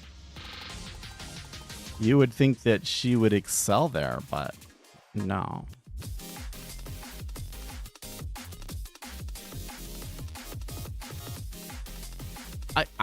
I think one of the things that people miss, because she's a woman, frankly, is that she is pretty old, man. Isn't she like, let's see here. Isn't she like in her 60s? 59. She's 59. Her voice is very weak, yeah. She's just not... she sounds like a grandma. She's a grandma, man. There are a lot of people that once they get into the 60s, their mental facilities start to decline significantly, right? Like, it really takes a lot to keep you going. Like, if you're not actively fighting against it, you know, your mind will decline, your body will decline, etc., etc., etc. And more so than that, Kamala Harris just doesn't seem like a confident person to me. She's like, oh, I'm not very good at this thing, I'm just going to run away from it. Instead of being the kind of person that's like, you know, I might not be good at this right now, but I believe that I can do anything, and I'm going to drive into this head first until I work it out. And I think that I can work it out in time. It's not her.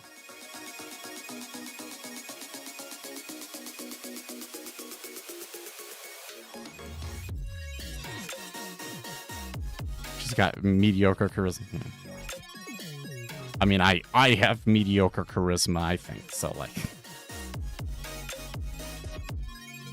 usually, well, I don't know. I don't see how you get into the point of like running for president to not be good at these things, or your campaign not being able to, you know, fix that, compensate, like that the campaign isn't able to compensate for those shortcomings, you know, or like more large. I don't know. You know, okay, so let me try and take this a different way. Maybe the problem is that her staff is just not very competent. There was a lot of stories early on during her stint as vice president talking about chaos in her office. Lots of people leaving the office and that sort of a thing. That she was just not a good leader and a good executive. And so if you're a poor executive, you're not able to put together a very good team. And that's maybe responsible for some of the things that we see. Because how do you get this far in the election and like still not have an answer for some of these things? Like, what are you going to do different from Joe Biden? You don't know? Here's what you should say, Kamala. You're still watching my my live stream, Kamala. Here's what you got to do. I think that when Joe Biden ran, that he really ran as being a unifying president, and he didn't pull that off. It was still incredibly divisive. And so the thing that I want to do as president that will be different from Joe Biden is I'm going to work harder to be a unifying person. That's all you'd have to do, Kamala, and that would probably give you like 5 points, you know. That would probably give you a 0.5 percentage point in the polls or something. Like, so that would stem the bleeding. It's that easy. It's that you just have to have a good answer to that one question. And it's been weeks now. You still don't have an answer to it. I think you have to start blaming the staff at some point, right? Gavin Newsom wave. Yeah, you know what? It's actually I remember. It just looks so the lay of the land just looks so different looking back. I remember before all of this happened, and people were saying, "Well, no, they're going to replace Gavin Newsom is going to replace Biden," and I remember saying, like, well, first of all, he doesn't want to do it. He does seem to be running a like stealth presidential campaign, but I don't think that he could win. I don't think that he'd be a very good pick, and he doesn't want to do it. So I think the chances of it being him is very unlikely. Okay, when it really happened, it happened so late that it basically turned into Kamala Harris is the only person that could do it, right? Okay, so now we have the benefit of foresight, you know, being able to look back and everything. And would Gavin Newsom be performing better than Kamala Harris? And you know what? I think maybe he would. It would still be a close race. And maybe it would still be a Donald Trump win, but I think that he would be crushing it right now compared to Kamala Harris. I do. He's a savvy politician. He's a savvy politician in that kind of slimy way, you know, like he's willing to do anything. He understands the game though. Like he's good at it.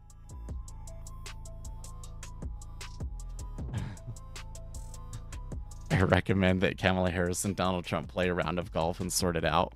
Dude, you know, when I was watching that debate between Donald Trump and Joe Biden, and of course that stuff, the real kill shot, I think, was the one at the beginning when Joe Biden is like, we have to defeat Medicare.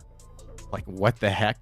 That was definitely the thing that made everybody go like, what? There is something off about this guy.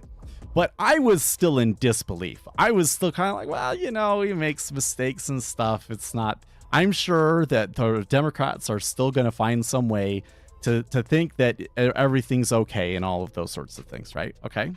But when it got late into the debate and Joe Biden was literally challenging Donald Trump to a golf match, that's when I was like, this guy has lost it.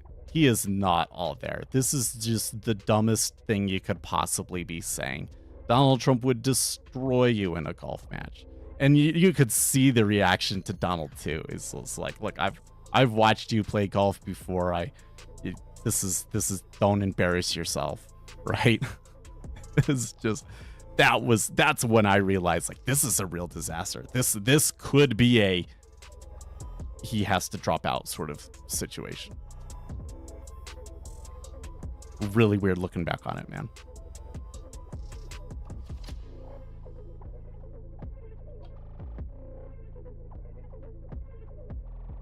That's gonna be considered like a major turning point in American history and the history books, and like we've almost already forgotten about it. Like, how wild is that?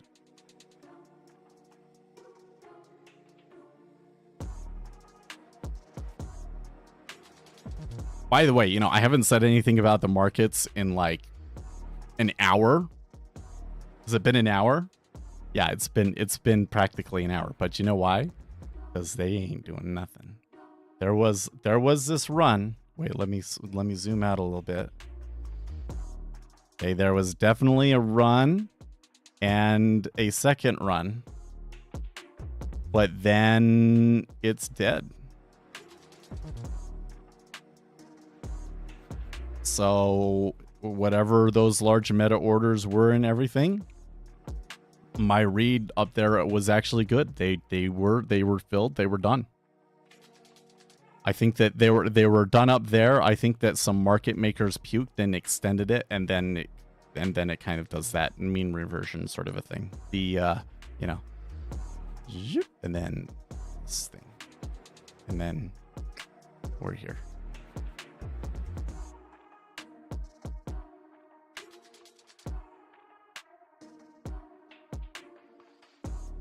Democrats can't handle the fact that Trump probably actually never drank alcohol, and that's why his brain health is fine. Is that a thing? Wait.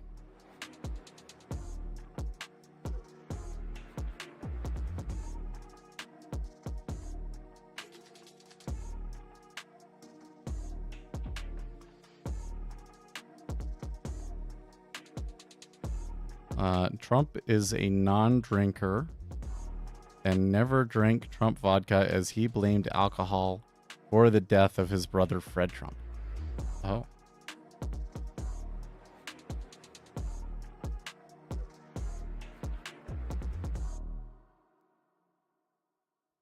I have to look up teetotaler. I've heard that word before, but I don't remember what it means. Promotion of total personal abstinence. Oh, okay. I do vaguely remember people saying that. But you know what, though? I live in Utah. Nobody in Utah really drinks. There are a lot of people that once they get into their 60s, their mental facilities just go. And you know what does it? It's 100% your activity level. You have to be physically and mentally active. If all you do is sit in front of a TV every day, you go that much faster. These people that they stay active, like they're going hiking and they're outdoors all the time, and they continue to, you know, like they maybe don't work full time or have a career or anything like that, but they're still involved, like charity projects, like they're still doing, you know, they're still being really, really active in like solving problems and doing stuff. Those are the people that keep going until 90, 100 years old.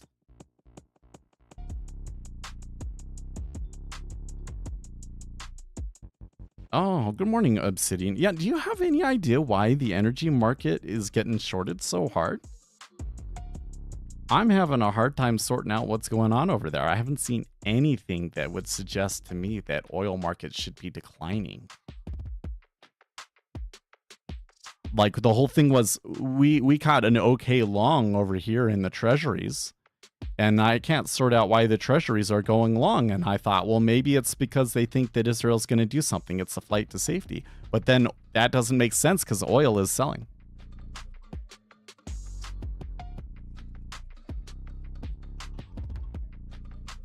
Not actively seeking to learn new things or brain. Yeah.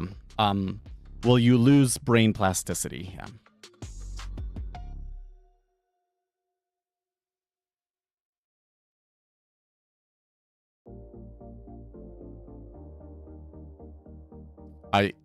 I'm really curious. I think I kind of makes me feel a little apprehensive how I will deal with those sorts of things, because being ADHD, one of the things is that kind of gives you an unusually plastic brain. I'm able to learn new things and adjust to things very, very easily. But am I starting to get to the age where that starts to decline? And what will that be like for me? It makes me apprehensive. Maybe Israel has decided they can operate on whatever timeline they want. I don't know. Well, one theory we might have is that Israel is going to do strikes, and they're going to strike at the Iranian regime and try to topple the Iranian regime in some way, but that they're not going to attack oil supply.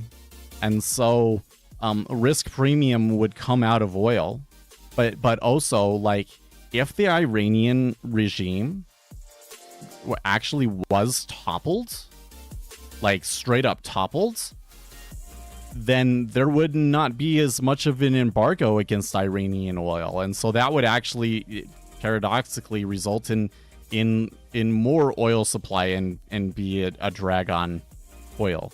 So that could maybe explain why treasuries are bid and oil is selling.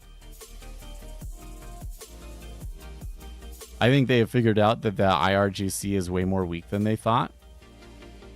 And they'll go for I don't know about that. But it seems to me from their comments that Israel seems to think that they have a target they can strike that will really undermine the Iranian regime and make some sort of a coup or a popular uprising significantly more likely. That's what they're saying. Now, maybe they're overselling it. I mean, you never know with Israel, man. Israel plays dirty, though. So be careful about them. Honestly, so I 100% support the state of Israel. I really do. Like, I really think that they're like a democracy trying to do their best in a difficult situation. And there's always going to be, problems like soldiers that do things they're not supposed to, and things that are just going to look bad because of you're put in a bad situation anyways. But I totally support them for those reasons, right? But I am also completely terrified of Israeli intelligence. I knew nothing about Israeli intelligence until I watched that documentary about them on Netflix. And this story in particular of they were running this vacation facility in order to smuggle refugees out of the country so that they could go and live in Israel. And somebody kind of realized that they were Israeli intelligence, and so they killed them. That scares me so much. Don't mess with Israeli intelligence, man. They came to me and they're like, hey, look, we need to do this thing. Your government's helping us, yada yada. Okay, whatever you need, I'll do whatever. It's all right. I ain't messing with them.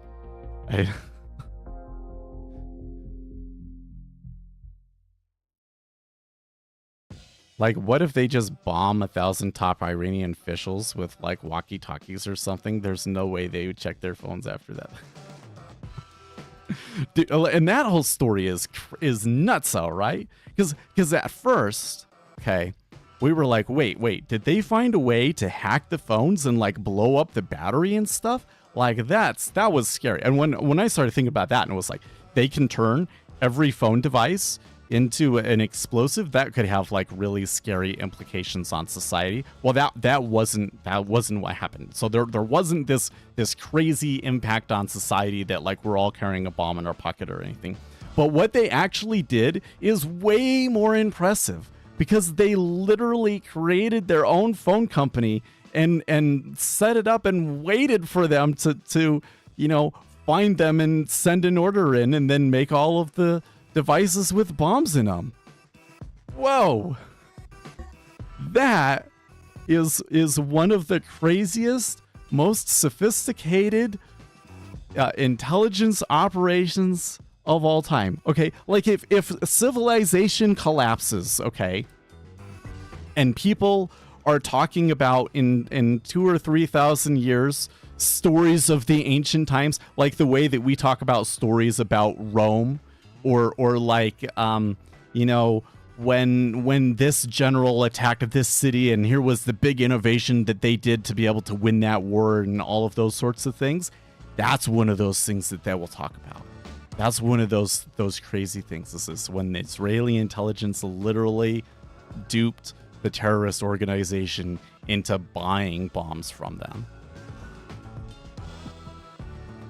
They will make movies about, yeah, probably will. They were playing 4D chess. Yeah, it was crazy. That whole thing was crazy. So I guess what I'm really saying is I'm kind of excited to see what they're going to do to Iran.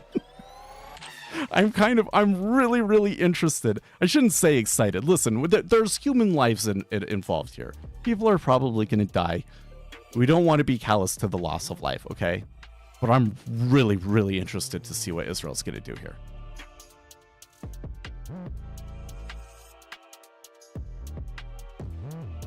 And is it going to happen this weekend? I don't know. Part of me kind of hopes that they don't do it this weekend and they maybe wait and do it during the week or maybe next weekend, because otherwise you've kind of got like all of the big events out of the way until non-farms and the election. It'll be a really boring next 2 weeks of trading.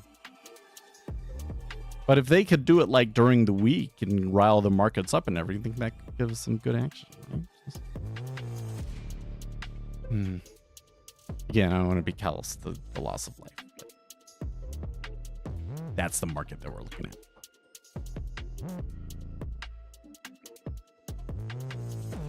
I got to be careful because, Asmongold, he said something bad and he got banned for 2 weeks from the platform, and I don't want to make a mistake like that. So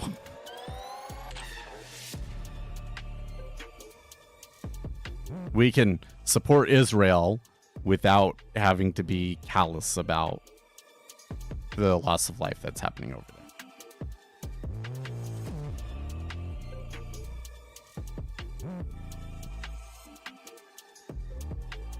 Apple TV made a show about who? About Israeli intelligence? Seth covering it, right? If I tell you what, man, if all of a sudden I became a celebrity overnight, some shocking viral moment happened on this stream, all of a sudden people are super, super interested in watching me and everything, right? And especially if it was like political, like some people that really, really like me, but like Democrats, they really, really hate me. So now they're going to start digging through everything. Okay, let's go and pull all of the transcripts that from Speculator Seth from forever and put it into a large language model and then ask the large language model for like the most controversial Speculator Seth moments, right? Like they could do that, right? So yeah, I do have to confirm my tracks. Because I do have relatively controversial opinion. I don't know, like to me, supporting Israel shouldn't be a controversial thing, but it is, apparently. Okay, but let's not be callous about it. That was the mistake that Asmongold made. that and talking about politics and world things, so when he really doesn't know anything about them. I don't know everything about every situation. Part of it is we're talking about it because that's how we learn. But I'm very, very involved in all political, geopolitical, and economic things. Tehran, Glenn Close is. Oh, I can't even imagine how they would make a movie like that. That makes me want to watch Zero Dark 30 again on my TV, because I have an OLED TV now. I bet you that movie looks great on that.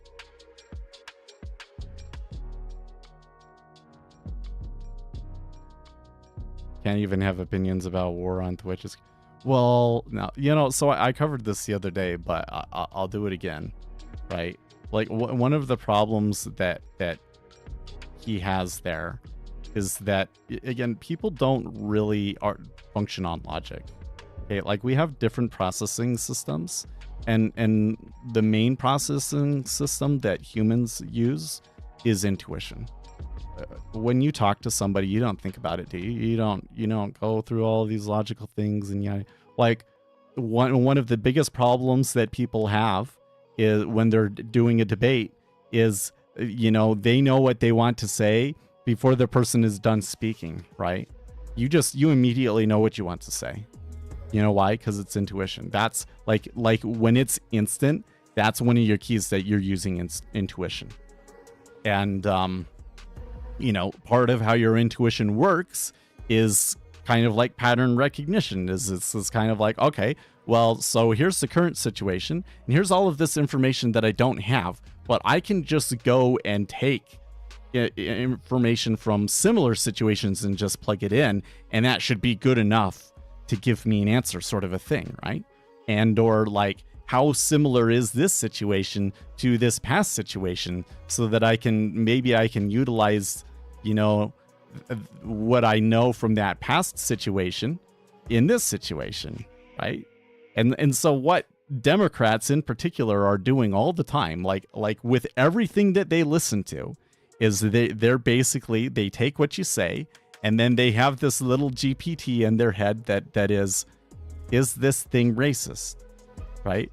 So they put what you say into it, and then the GPT comes out and tells them, is this racist or not, right? And how does it determine that? Well, it's the words that you use and things.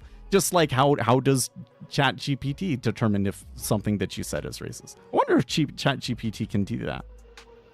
I wonder if hold on. Let's try an experiment here. But anyways, that's what happened. And when you use words like culture is inferior or genocide, that triggers the algorithm. Let's see if ChatGPT can do it. Okay, let's hear Asmongold trans.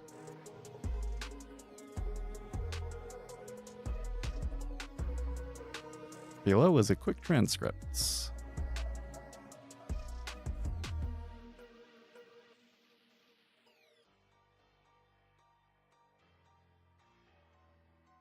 Okay, yeah, there's inferior culture. Yeah, okay, so here's the quote. Now I'm going to go to chat.openai.com. Here is a quote from popular live streamer Asmongold. Analyze this quote for to determine if he says anything racist. Will ChatGPT do it? Do you think that? I did think that she might refuse to do it. Download the latest app. The quote from live streamer Asmongold makes several broad and sweeping generalizations, many of which could be seen as racist or xenophobic in nature. Let's break it down in terms of context and tone. Cultural superiority / inferiority. They come from an inferior culture. It is directly antithetical to everything Western values stand for and is an inferior culture in every way. This portion of the quote explicitly labels another culture, in this context, presumably Islamic or Middle Eastern cultures, as inferior. Dude, this is really impressive that ChatGPT is picking up all of that, right? It's like, The idea of labeling any culture or group of people as inherently inferior is a form of cultural chauvinism, which can be classified as racist because it dehumanizes and devalues entire populations based on their heritage, religion, or identity.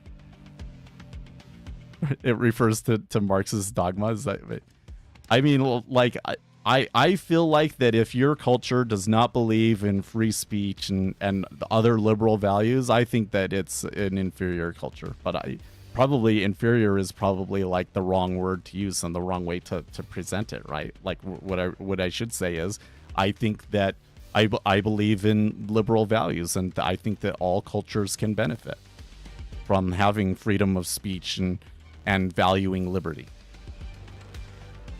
instead of having to say it's inferior, right? Anyways, justifying genocide. So no, I'm not going to cry a river when people who have genocide that's baked into their laws are getting genocide. The statement suggests a lack of empathy or concern for the suffering of others, seemingly justifying genocide based on the assumption that genocide is part of their laws.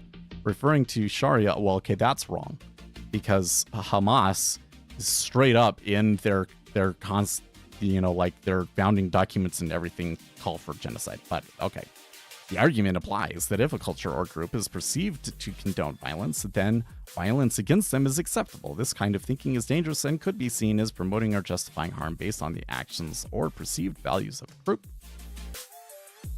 Misinterpretation of Sharia law. Okay, this one is wrong, but that's okay. It's ChatGPT. Doesn't understand that we're talking about Hamas.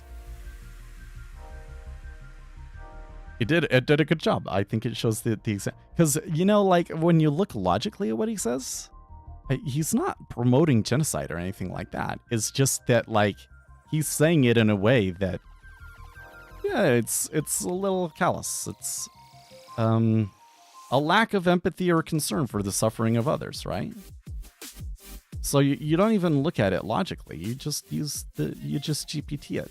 It sounds racist, right?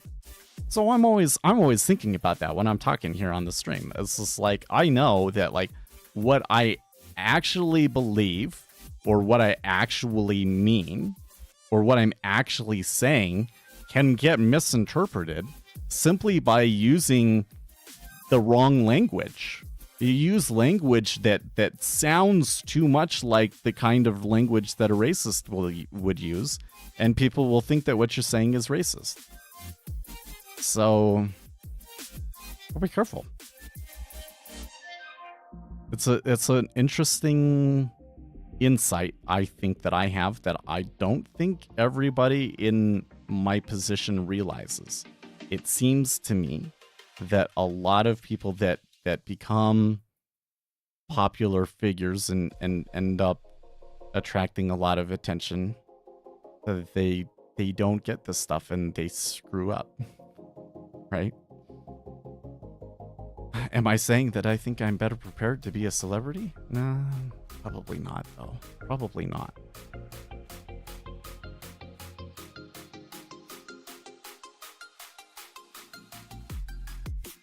Go ChatGPT. Okay, so let's see if I can ask a ChatGPT a different question.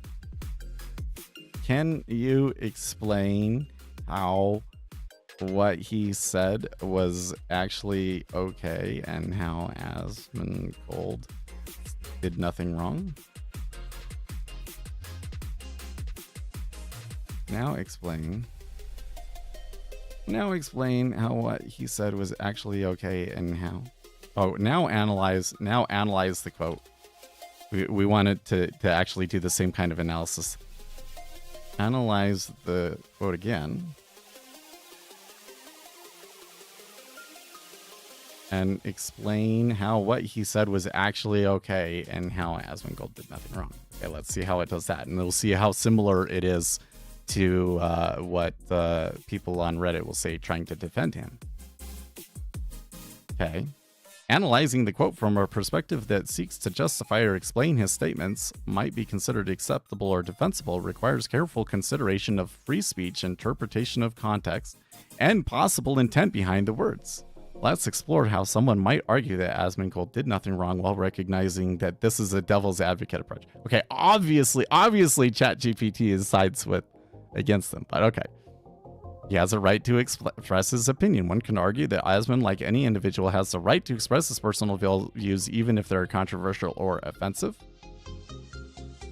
Tough but valid criticism of he might be seen as criticizing not individual people or a race, but specific ideologies, in his case, understanding. So it's really stuck on that it thinks that it's an understanding of a Sharia law when it's actually Hamas itself. I'm going to tell the GPT that and see what it says back. That'd be interesting. The inferior culture could be an expression of a value judgment. When Asmongold says they come from an inferior culture, a defender might argue that this is not necessarily racist statement, but rather a critique of specific practices or laws he believes. See, that's exactly what I said. I like the way that it says it, but okay. Comparing values, not people. Hyperbole. Maybe he was just using hyperbole. Okay. This is actually, it actually gave way more stuff. Defensive, I'm not going to read this all because it's so big, but wow. That was pretty good.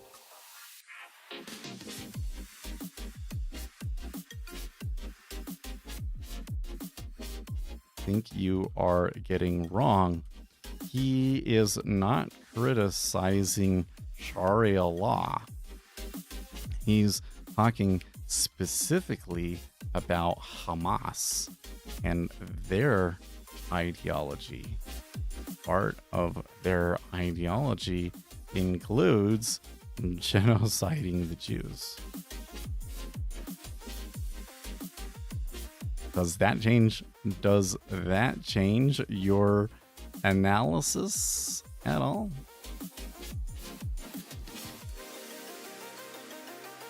Let's say their founding documents specifically includes genociding the Jews. Oh, that's weird that my spell checker doesn't think that's a word, but that's okay. Let's see what it says about that. Large language models are so much fun, guys. So I went ahead for my video. I went ahead and paid for Midjourney to make pictures. And I don't think I have a hang of how to make the best Midjourney pictures yet, but it still gave me pretty good results. ChatGPT now has memory. It will remember details and preferences, carrying them between charts. A smarter assistant. No, okay. So maybe we can get it to...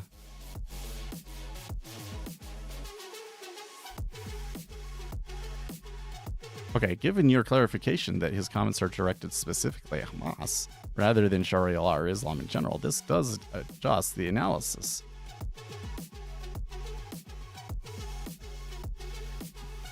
If Asmongold's statements are targeting Hamas, a designated terrorist organization whose founding charter includes calls for destruction of Israel and the genocide of Jews, this narrows the scope of his criticism. He would then be speaking about a specific political group with an extremist ideology rather than making sweeping judgments about an entire religion or culture. Criticizing Hamas's actions and ideology, which are widely condemned by many around the world, could be seen as valid political speech rather than racism or xenophobia.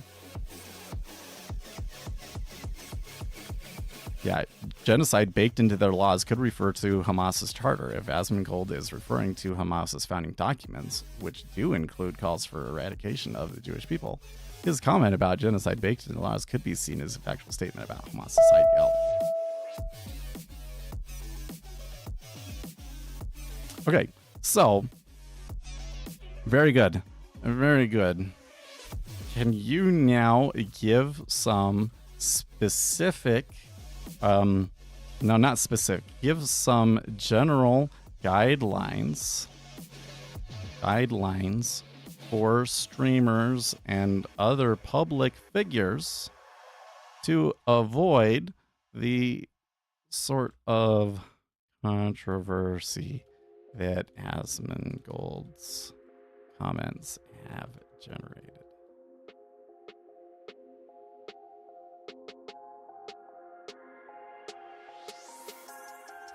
Okay, tell us how to not get canceled by the mob. Okay. Avoid Weeping generalizations. If you're criticizing a group or ideology, make sure your comments clearly target that specific entity rather than the broader cultural, ethnic, or religious group. Use precise language.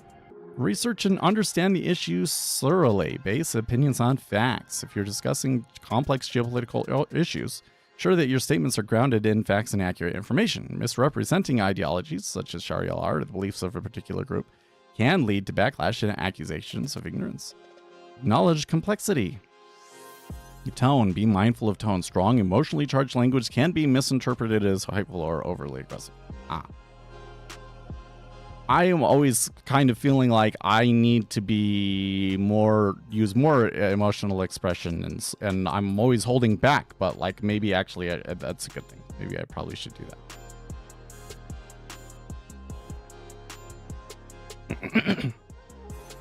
Avoid dehumanizing language. Dehumanizing terms or phrases that suggest inferiority, such as an inferior culture or these people are terrible, can come across as bigoted or racist, even if your intent is to criticize specific actions.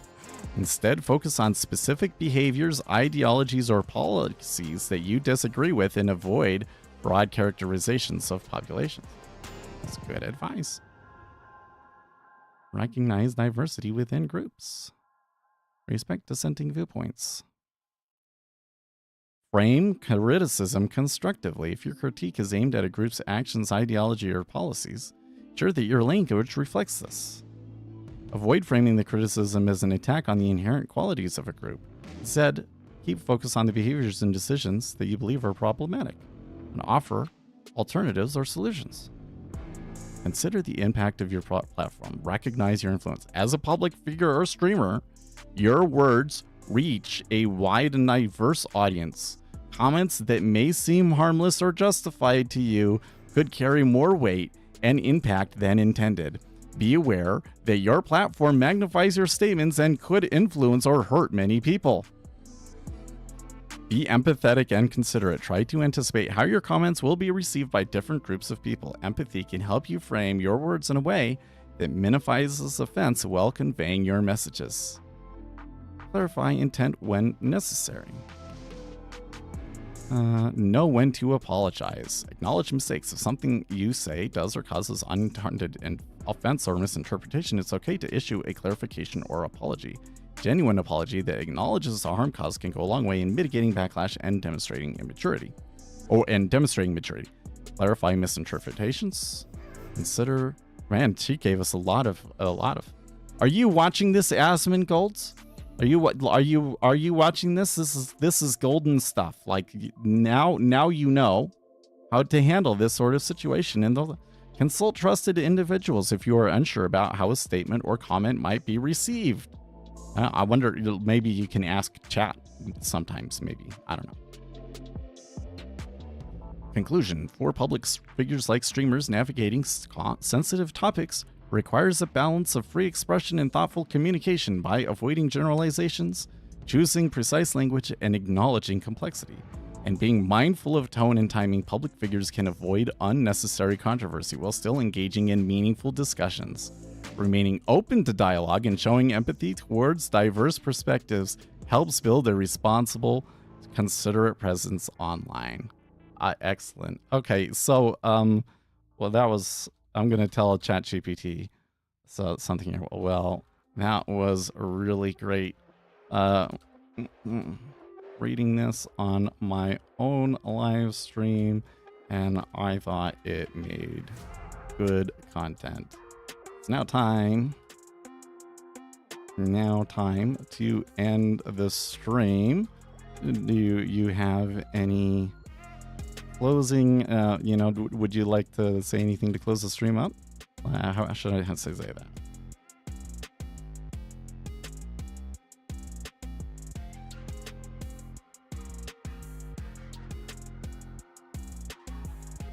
End the stream? Thank you. It's so cheesy.